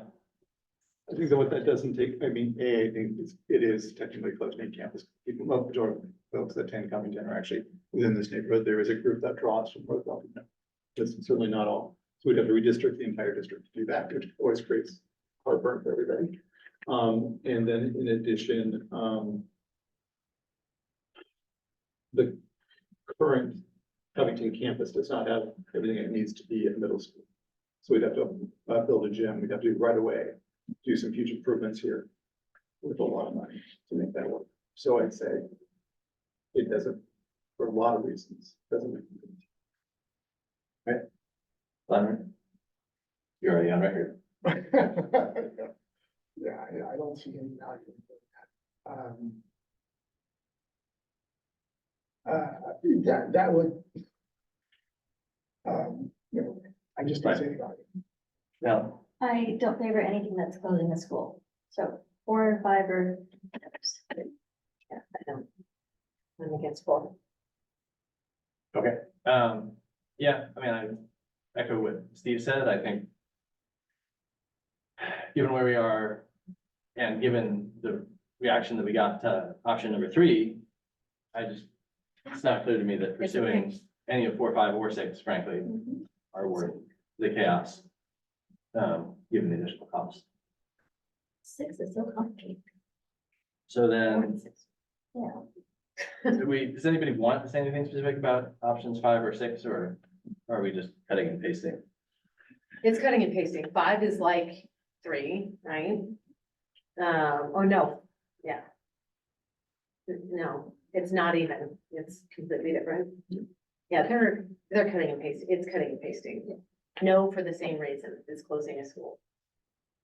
I'll say 6 was the non-starter that I was referring to because it's way too complicated. Yeah. Okay, anything else anybody wants to call out about 5 and 6? I mean, I think they end up being, in addition to the closing the school and the attendance boundary redraws and the heartache, I don't think they save any money, so there's just no reason, in my opinion, to pursue any of those. Okay. So, looking at my notes, it looks like of these 6 options, only 1 and 2 have a sort of a majority of board interest going forward. So as Vladimir alluded to earlier, a lot of things changed in the last 4 years. So are there any? I went back to look through the 3 options that came out of the shreds. I didn't see anything that we discarded back in 2020 that made sense to resurrect. But I wanted to see if anybody else had any sort of other options that they think should be considered. I think this covered what could rise to the top. So none of the solutions that are in the 57 or anything new has really come up that is viable using our guiding principles.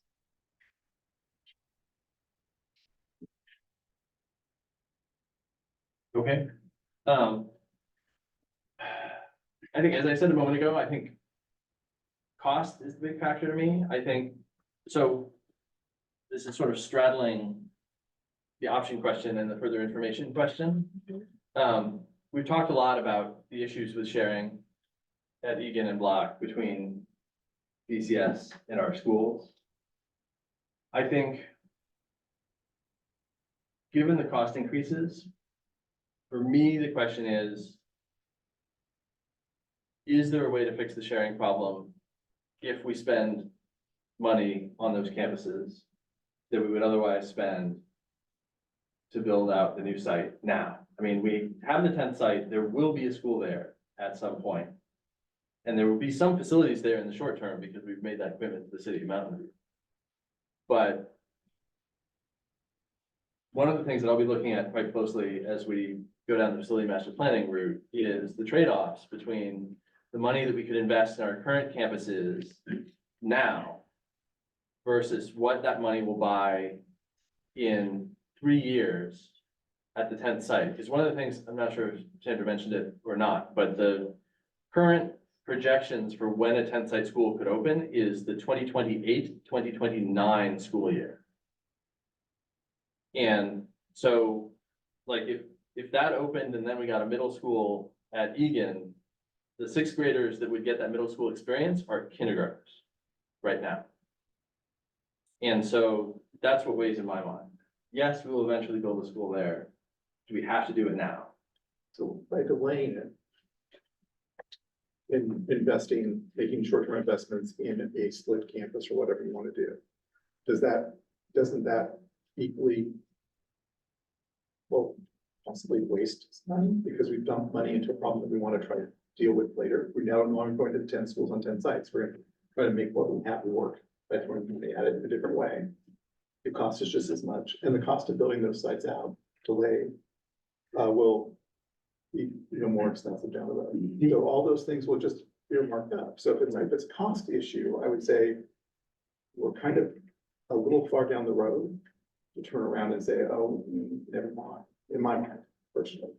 And that we're kind of already sunk in here. We got to figure out what's the best and most cost-effective way to implement that vision. I think by moving to the pre-developed, pre-paneled schools, that hopefully we can pick a provider that actually has approved 10 2-stories, not have to go out and get one, but there are ones that have approved 2-stories already in existence. Can we leverage those versus as we go?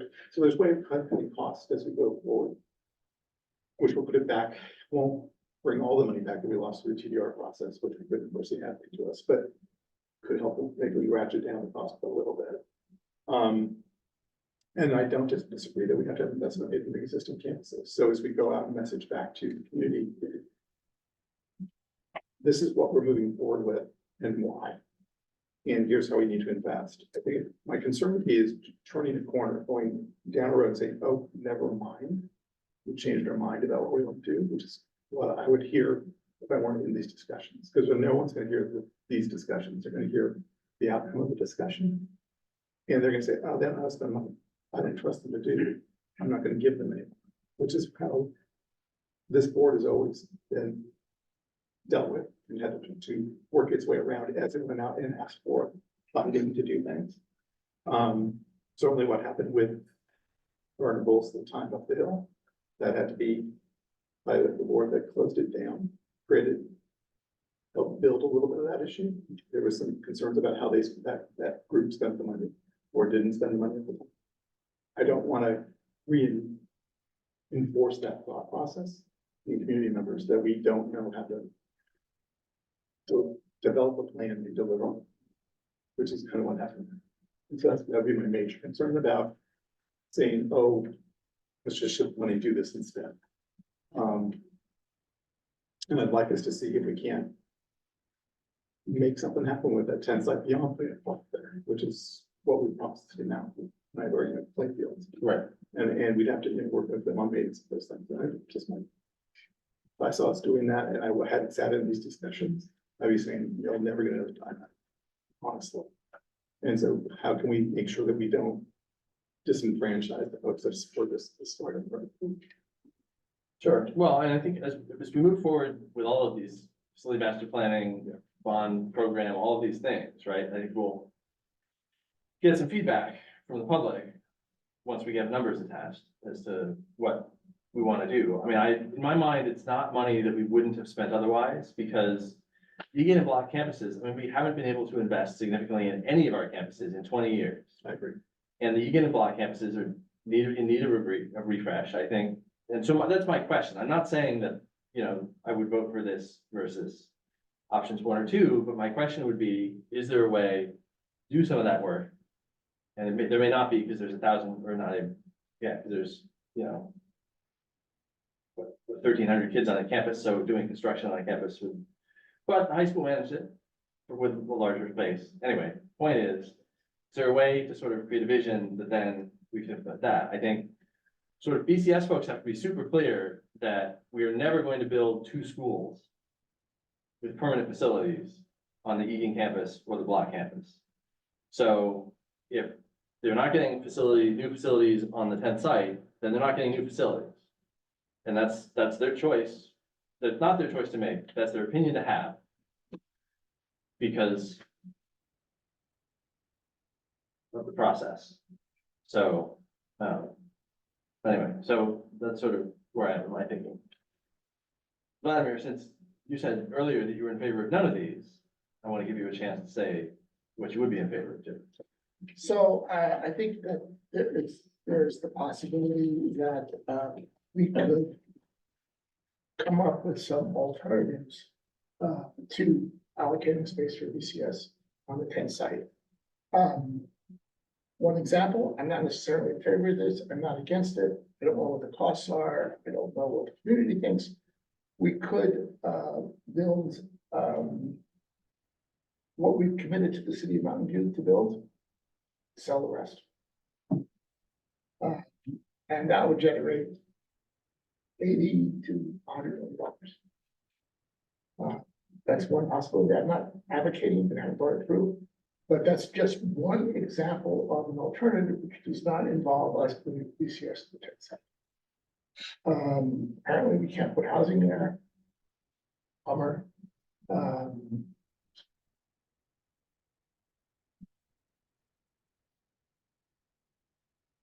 I would prefer to explore other options more thoroughly.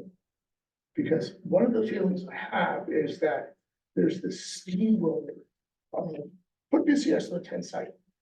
And it's just gathered steam over the years. And we have not spent time truly thinking about alternatives. I comment about the majority support for putting BCS there.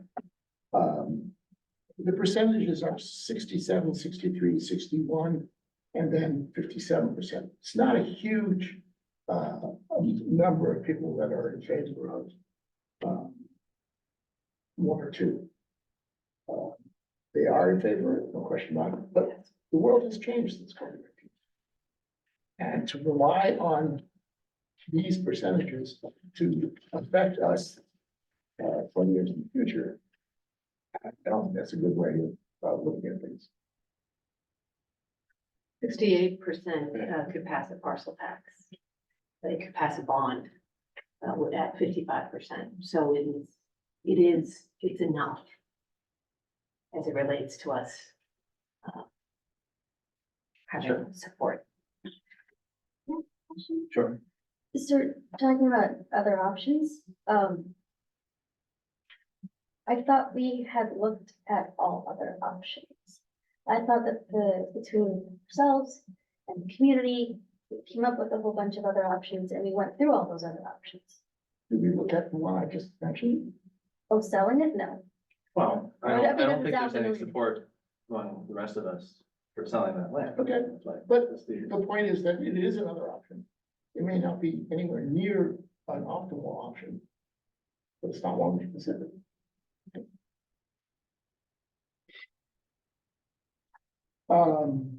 One tongue-in-cheek suggestion was, oh yeah, put these guys on 10 site for them in portables. I would go for that. An option. If that was cheaper. What? I said, if that was cheaper, maybe. We already have the land. We'd have to take some portables off other relocate portables. They Yeah, anyway, have the same to it's- do it. The point is that it's an option we haven't considered. And so I think that there are other options which don't involve putting BCS on the 10 site that we haven't considered. And to me, the negatives of putting BCS on the 10 site are so large that it's not worth us considering. I was just gonna ask a clarifying question, which is, are you against any construction at the tenth site? No, Okay. Because I think there's support in the long term for that being a neighborhood school, once we have the population to support a tenth LASD school. I'm willing to be convinced, but convincing me that we're going to need that space when the enrollment for California is dropping. I would need a lot of convincing that would be the thing. Sure. I mean, our enrollment plus BCS's enrollment, you can correct me on this, Sandra, is still well above the bottom that was seen in this area in the eighties when all of those schools were closed. Let's see, would it be, I know, I was like, Oh, yeah. Jessica has those numbers. no, this is, we only have from 2003 in here. Anyway, we don't need to get down to that. We are about two But- thousand four. So 2004 is where we have enrollment, and it's 4,100. It's with them, it is 4,300.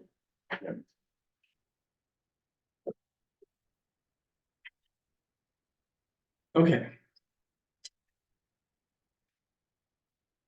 Well, given where we are on the options, the next question on the last slide was, what further information does the board want to see?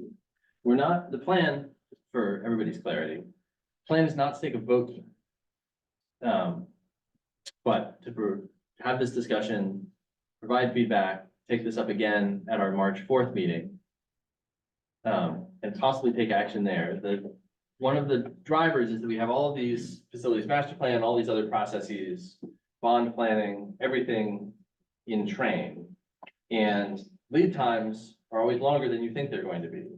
So our consultants have been asking us, and of course, our community's been asking us for years, but our consultants specifically have been asking us to provide direction on what the plan will be in about a month, so that they can go out to the public, we can look at bond capacity, put numbers together.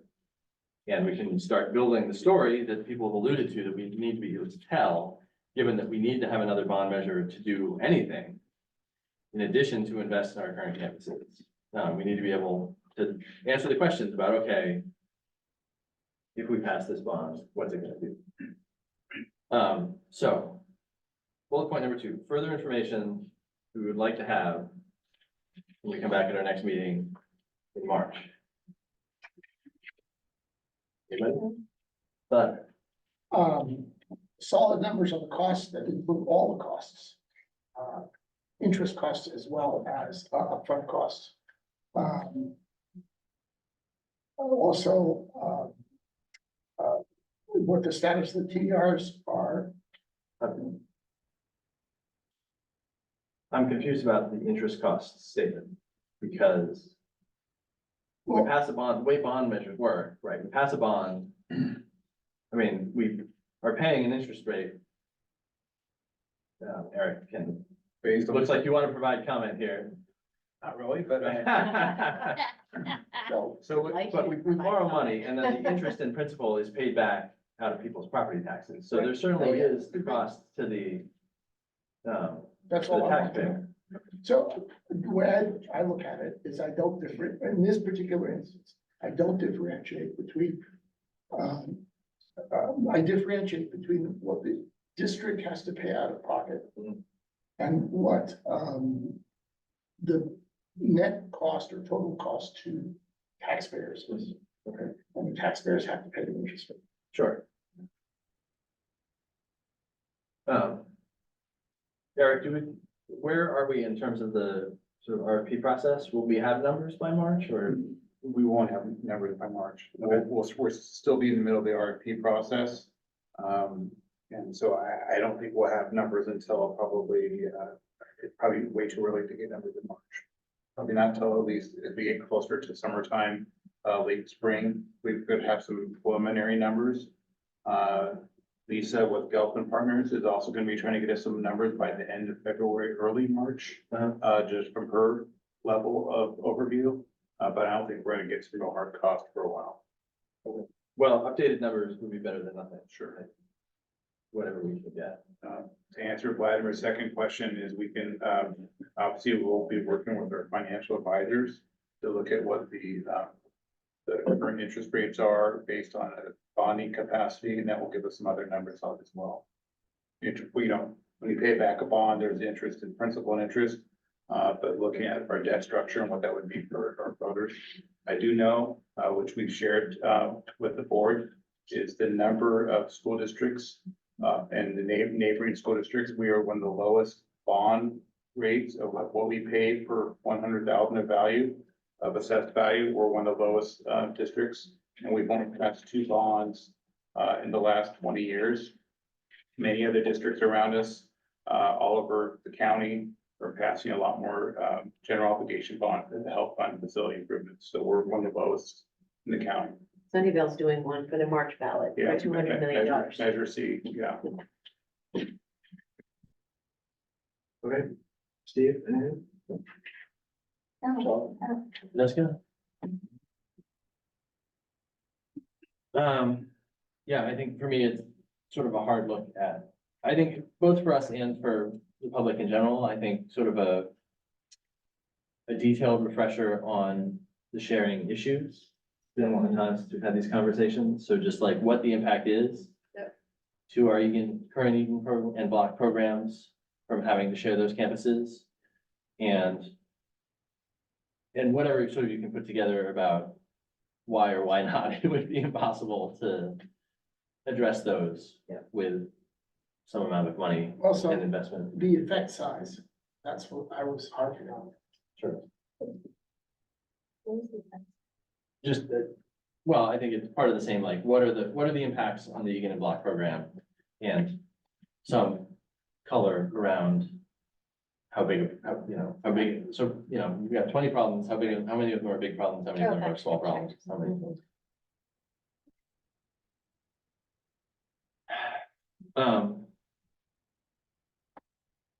This is fun, isn't it? Yep. I'm actually relieved we're gonna make a decision. And then- So, I'm sorry. Sorry, I'm just I talking didn't mean out. to. No, I'm just talking out loud. Third bullet, next steps. As I mentioned, our current plan is to come back in March. We welcome any and all feedback people want to send us on the discussion we had today and where things are going. We do have a standing committee for discussing facilities with BCS. Yep. So my suggestion would be for Jessica and Shelley to reach out to Andrea and The new team. And see if they, I thought that the letter they sent us said very clearly that they were not interested in any of those kind of discussions. I don't think they said they don't want to discuss in general. I think we did not close off discussions entirely. I don't think it did that, no. well, I think at a minimum, we need to clarify what their thinking is around staying on the Block and Egan campuses. I mean, in their mind, in perpetuity. And so we need to understand how they envision that, because they're suffering from some of the same issues around sharing we are. And they are And- running the schools in California as well, so it's clearly not. No, they're very good demographics. What's Yeah, that? they have I the agree, I totally agree. And But If you're in a high-performing school So- district, I would expect you to be one of the school. Yeah. And they, by the way, they continue to fight the notice of I concern. would too if I were.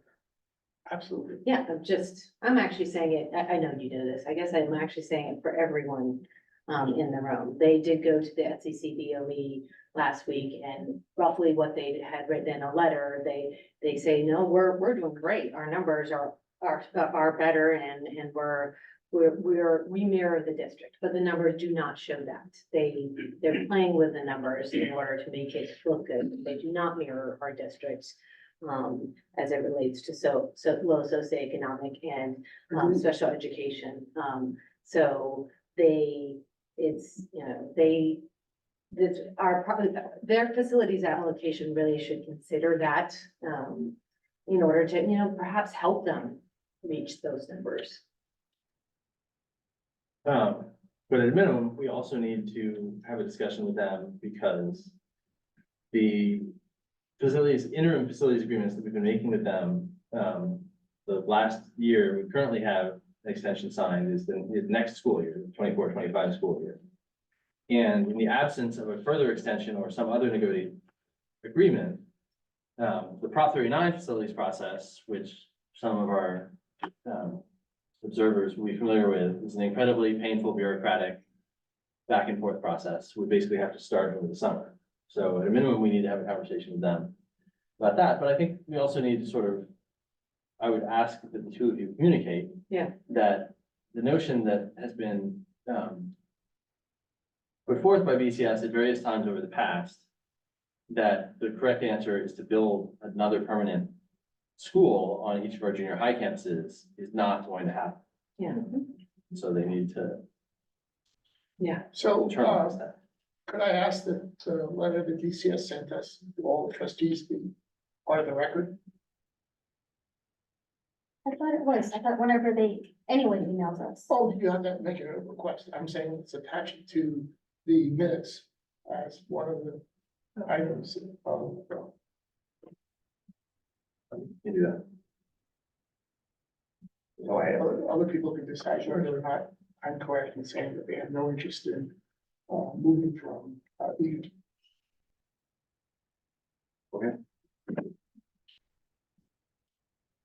Any other next steps? Anybody wants to?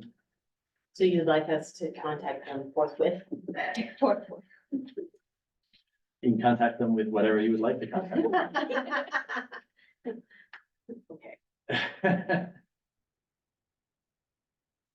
Right. I know it feels like the meeting is over, but sadly, it's not. But I do believe that brings us to the end of I-4. Was that 30 minutes? It was more than 30. What day is It it? was an hour.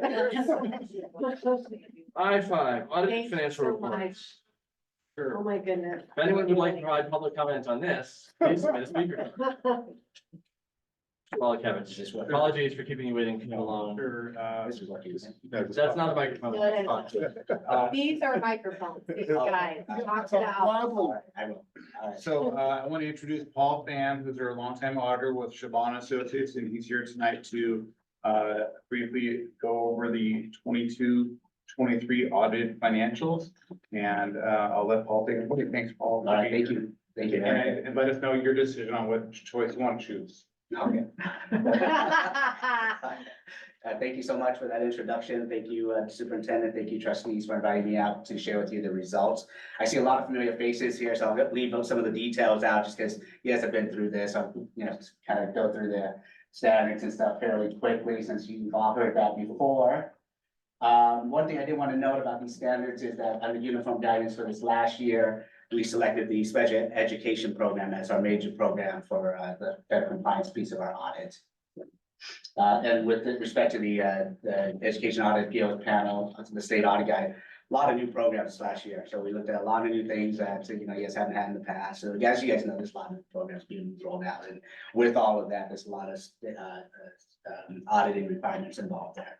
False. Yeah. Would you prefer questions as we go through or at the end? Yeah, you can feel free to interrupt me at any time. Yeah, I'm okay with that. With your permission. By all means. Okay, so this is table one, the management and discussion and analysis. What you see here, since I think everyone was here last year, I have explained here that the net pension liability, I mean, you see the long-term liabilities went up, right? So last year I explained with your pension plans, the volatility in the market had really good returns on the assets that were invested. So all those contributions, and so we saw the net pension liability drop a lot, but then we also know all those gains in the stock market fell off, and so we were expecting this year for that to go right back up, and that's what you're seeing right there, is that $4.4 million increase in long-term liabilities, that pension liability just going back to normal, I guess, if you want to call it that. And I explained that with the deferred inflow of resources, with these actuaries, when they have these assumptions, one of which is the return on investment, when they get it wrong, it gets amortized over 5 years, and so that's what the deferred inflow of resources there. And we were expecting that to go right back up in the opposite direction as well. So that's the offset there. But overall, net pension liability went up. And so, a lot of that unrestricted deficit there. Other accounting stuff, usually when you issue debt, you've got an asset to offset, right? You issue bonds, you've got cash, that cash is converted to capital assets. When you have stuff like GASB 87 and 75 for your OPEB pension plan, there's no offset. It's a liability that just hits your books. And so when that happened, that a lot of districts, a lot of local agencies saw that. So I get on now, it's been a few years already. This is the summary of the long-term debt, just to kind of illustrate where those big changes are coming from. Again, see the net pension liability, big jump there. Bonds did decrease, actually payment on principal that matured over years, in the year. Here, so in the student activities, you see, the other row is really what I want to point to. That's the transferable development rights that you guys have been talking about, TDRs you guys have been discussing. The district did issue, or sell, I guess not issue, 10.4 million. So that's that big number you see there. But overall, there's a change. You see at the bottom in that pension. And onto the important stuff. So fund balance, you guys deal, your day-to-day stuff, your annual planning, all that stuff in the fund. So this is what you guys care about right here. So the general fund, you see there's an increase in the general fund of 3.3. The building fund, that big increase again, that's the TDR getting deposited into the building fund. And then the bond interest reduction fund, that's just a big payment of principal that were matured this last year. So a lot of the cash got spent to repay that. There is a new fund that you guys haven't seen before, cafeteria fund. That's to account for the new special revenue for your lunch program. So in that, you'll see, state revenue, federal revenues and whatnot in there. Historically before, where our kids ate for free, you'd see some local revenue going through that as well. But that's the new fund that we have, and you'll see that going forward. So overall, $4.2 million increase in fund balance. So going in that right direction there. Specifically with the general fund here, this is the 3-year trend. You see over the years, fund balance has gone up. Your reserves really strong. One thing I did want to point out, well, we always talk about the reserve being high for a reason, right? You guys are locally funded. You guys rely heavily on property taxes. So having a strong reserve mitigates a lot of the risks with, the ups and downs of the housing market here. One thing I wanted to point out though, if you look at the budget there in 24, you'll notice that you're budgeting for deficit spending. And that's the appropriate thing to do, because a lot of the one-time monies that were going through, the ESSER money that was coming through, they're gone. So the district, has some planning to do, which I'm sure you guys have already done, in terms of the, next few years with, a lot of the programs that were implemented, whatnot to start balancing that budget a little bit and getting that reserve maintained. So overall right now at this point, looking good though. So, lastly, nothing. No audit results. We issued a clean opinion, so real clean audit. We issued a few opinions and unmodified, which means that everything looked really good. We didn't find anything that was required to be reported under auditing standards. No material weaknesses, no disagreements with management, no significant passed on adjustments. We did have adjustments, not that we did, but the district agreed with them and made them. And then that's all I have. So I wanted to thank Eric and his team. The audit is quite a bit. A lot of, the whole entire district, all the ed services and business services and whatnot have to help out with all the things that we look at. So it does take away from the day-to-day stuff. So I wanted to thank them for that. All right. Thank you. Any questions on the board? I just have to hold my questions to the end anyway. So. Yeah, no problem. Where does our LCF payment to Willis Charter show up in these? Yeah, so it doesn't show up here, but in your financials, you'll see a line that for your taxes, LCF. So it's an offset. So you show the revenue coming in the full amount, and then you see a negative revenue for the amount that it's called in lieu property taxes, something like that. It'd be in Form 1 or SAC forms. Yeah, it'd be in the general fund. Yeah, that's correct.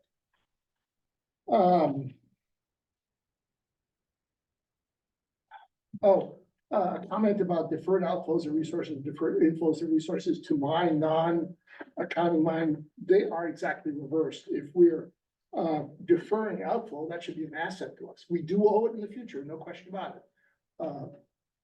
I'm sorry, it should be a liability because we owe it in the future. But anyway, that's just a comment from. Yeah, you've got, it's weird because it's like one of those things where you've got certain things and elements in the balance statements that don't really fit the definition of an asset, right? And then there are certain elements that don't meet the definition of a liability.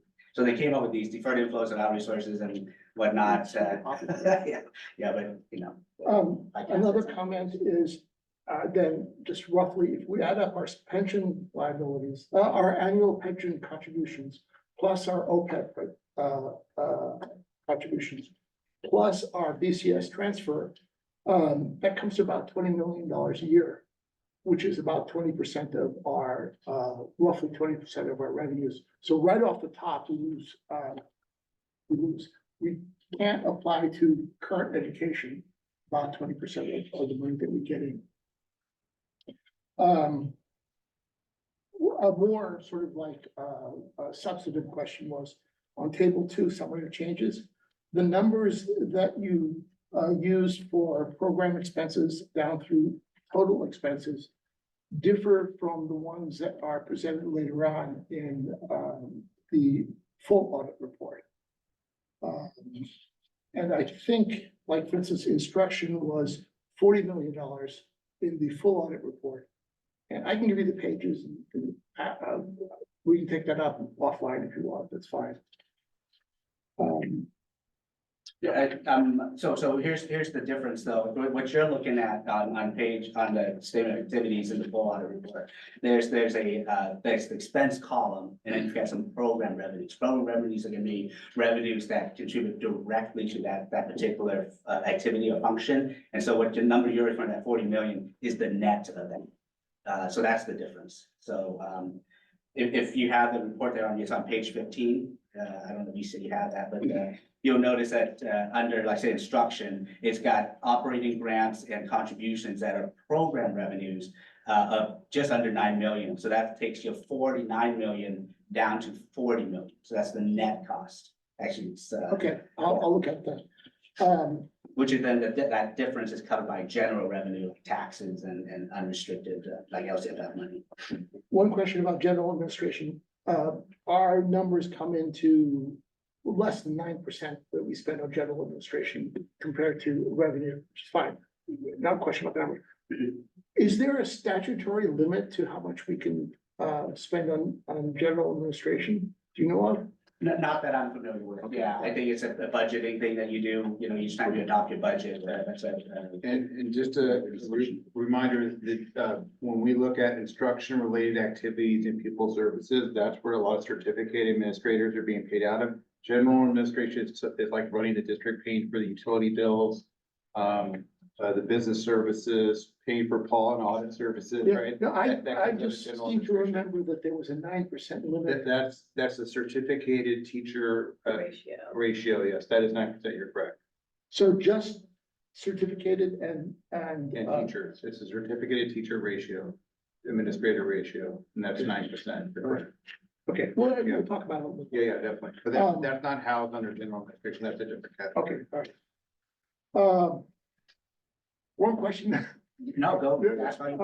In your report and in the reports that have been presented the last 8 years that I've been here, there's always a disclaimer in there that goes something along the lines of even though we looked at the internal controls that the district has had, we're not going to make any statement about the internal controls.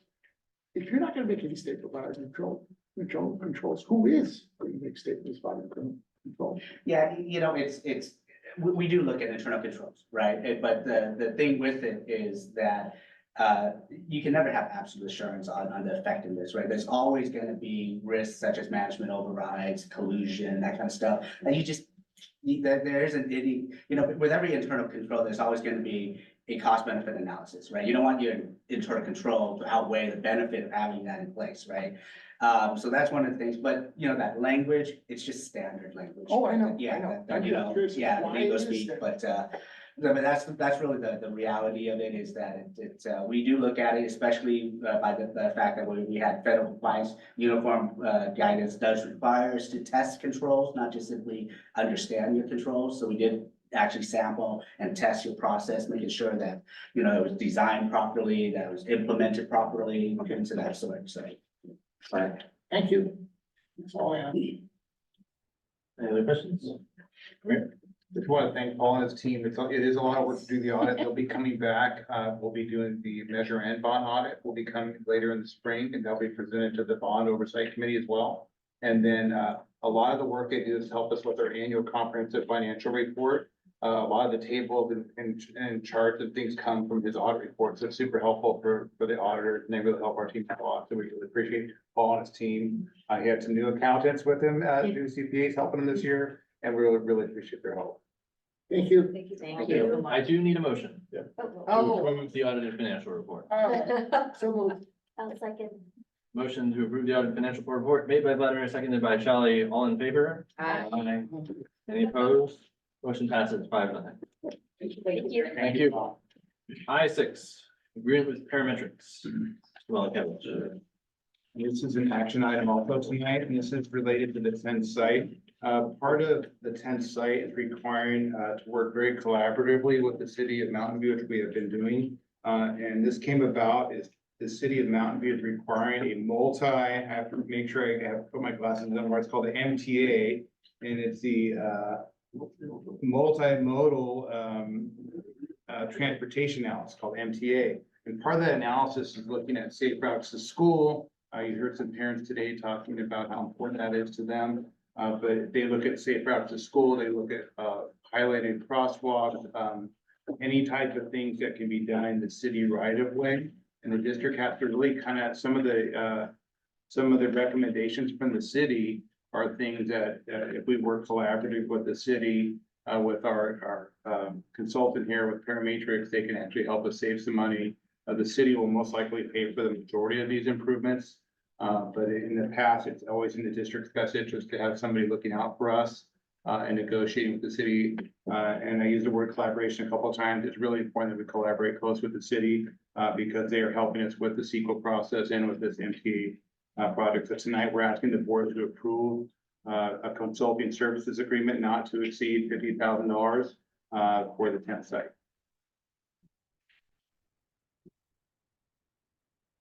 Any questions? No. Someone like to make a motion? No, I want to make a comment. Oh, sorry. Oh, Discussion. Yeah. Go for it. We don't have a name of the consultant here and there's nobody listed on their personnel, so we don't know whether we're gonna get a senior consultant or a planner one to do the work. I complained to you about this before. And if I remember correctly, on this particular one here, the scope of work is vague. And I'm gonna vote for this, but I will not vote for any further one of these sort of very vague consulting services. I want to know who's gonna work on it, what are they gonna deliver? My stand on the issue. Okay. Any further discussion? I will entertain the motion. I'll make the motion. I so moved. Motion to approve the agreement with parametrics made by Shelley, seconded by Steve. All in favor, please say aye. Simply aye. Any opposed? Hearing none, motion passes 5-0. I7, 2024-25 board meeting calendar. Yes. McGonigal. Thank you to Marcy for giving us several drafts. But Marcy, Brian, Eric, and I actually went through to look at next school year's board meeting calendar, bring it to you tonight. We've paid attention to holidays. We've paid attention to our timeline requirements for unaudited actuals and different things, and really tried to come up with a schedule that works well for staff and mostly maintains our cadence. We ask you to And mostly what, I'm sorry? maintains our cadence of meetings. Yeah, just to make it explicit, the September meetings are gonna be on the 2nd and 4th Mondays rather than the first Tuesday and the third Monday, which is our usual practice. Fine. I won't hold it against you. Deadline. Okay, any public comment? Any discussion? I'll entertain a motion to approve. So moved. I'll second. Motion to approve the 2024-25 board meeting calendar made by Vladimir, seconded by Shelley. Any further discussion? All in favor, please say aye. Aye. Aye. Any opposed? Motion passes 5-0. Brings us to I-8 and I-9, Right. board policy maintenance. Yep, and these are both tonight here for your first round of reading for discussion. Just a few new board policies and then one that is being deleted. And has, either laws have changed or parts have been put into updated policies. So happy to answer any questions. Burning questions? As always, follow up with Sandra Yeah. offline. These will come back on Questions. consent. At our next meeting, I'm assuming there's no public comment on the board policy. All right. This brings us to J, board and administration comments. Start with Carrie. Thank you. Sandra mentioned in her superintendent's comments this evening that I'd give a brief update on our plan for moving forward with student training for our anti-bias education and allyship. We are planning that for the last week of February 26th through the 29th, 2 days per school at Block and Egan. And we're in the process right now of planning the content of those trainings together with the Anti-Defamation League, ADL. ADL actually just completed training for all staff in the Mountain View Wisman School District. And we worked with them last year to provide training for our staff. I want to let you know that the workshop will include discussions of some recent incidents involving anti-Semitism and Islamophobia, as well as topics that were raised in our student survey that we just administered last week. So we're looking forward to continuing to try to plan for that and address those concerns and keep you. The only update is, we're still in the middle of the master planning process, where we're gonna be setting up some site meetings. To get feedback. The surveys have been completed by all the parents, and we got some good feedback from parents and staff surveys. We'll be analyzing those next few weeks. And then, for the design build process, we did receive RFQs last week. They're being evaluated, and then we'll be issuing the RFP hopefully early next week to get proposals from the qualified design build entities. So a lot going on. Steve? Just a feedback on something Sandra mentioned, which is checks coming in to do initial sort of planning for next year. One of the things they're gonna be bringing up is the future of chat with the district and kind of running that by them too, because that's, we're kind of at that stage. I attended the presentation on budget, and the one word summary, as I told Sandra, is maybe undecided, we don't know, basically. But we're not very affected by it because we're a community funded district. I also went to Santa Clara County Board of Education meeting, spoke in support of Superintendent Dr. Mary Ann Dewan, and supported her because the board there was dragging its heels and they're not weird. So, no. That's good. Sorry. I had ambassador meeting, as the community gives back. I had, and a couple of us were at this is Santa Clara County School Boards Association monthly meeting where we got a preview of the state of education. We had the I've had a bunch of SEC, SBA legislator meetings, with Becker, Patrick Aarons for Evan Lowe, and I forget the staffer, but somebody with Smitty's office, attended the Board of Supervisors forum because it is important for us to know who our county representative is going to be.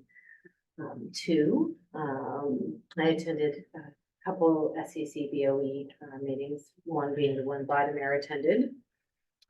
Budget workshop.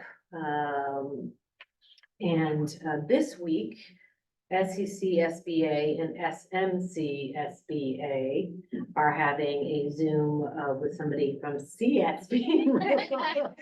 So many SBAs. Who will be specifically telling us how the budget affects us as basic aid districts. I asked for that. I said, you know, we go to these budget workshops and we learn close to nothing as to how the state budget affects us. Can you put this together? And she said, yes, and it was good to actually just put a couple counties together for it. So one of the fellows that was at the Capital Advisors will be teaching us on that. And we have a couple of us are going to a CTA dinner tomorrow night. Speaking about the CTA meeting, that conflicts with the Los Altos. I think it may be, we may be able to make. Yeah. It's 7 p.m. No, it's tomorrow night. STEM. It's the STEM thing. So I think we could try to, like, we may be. But yeah, it is. And that's it. Sandra? I think the only thing I'll add is I have a meeting scheduled with Maureen Israel, who is the superintendent for Bones Charter School on the 15th. We solidified our time. So we've been meeting monthly, and we'll meet again that day. I think the only thing I have is just to piggybacking off of Carrie's talking about the bias thing. I have a meeting with one of the gentlemen who spoke at our last meeting on Friday to discuss this concern.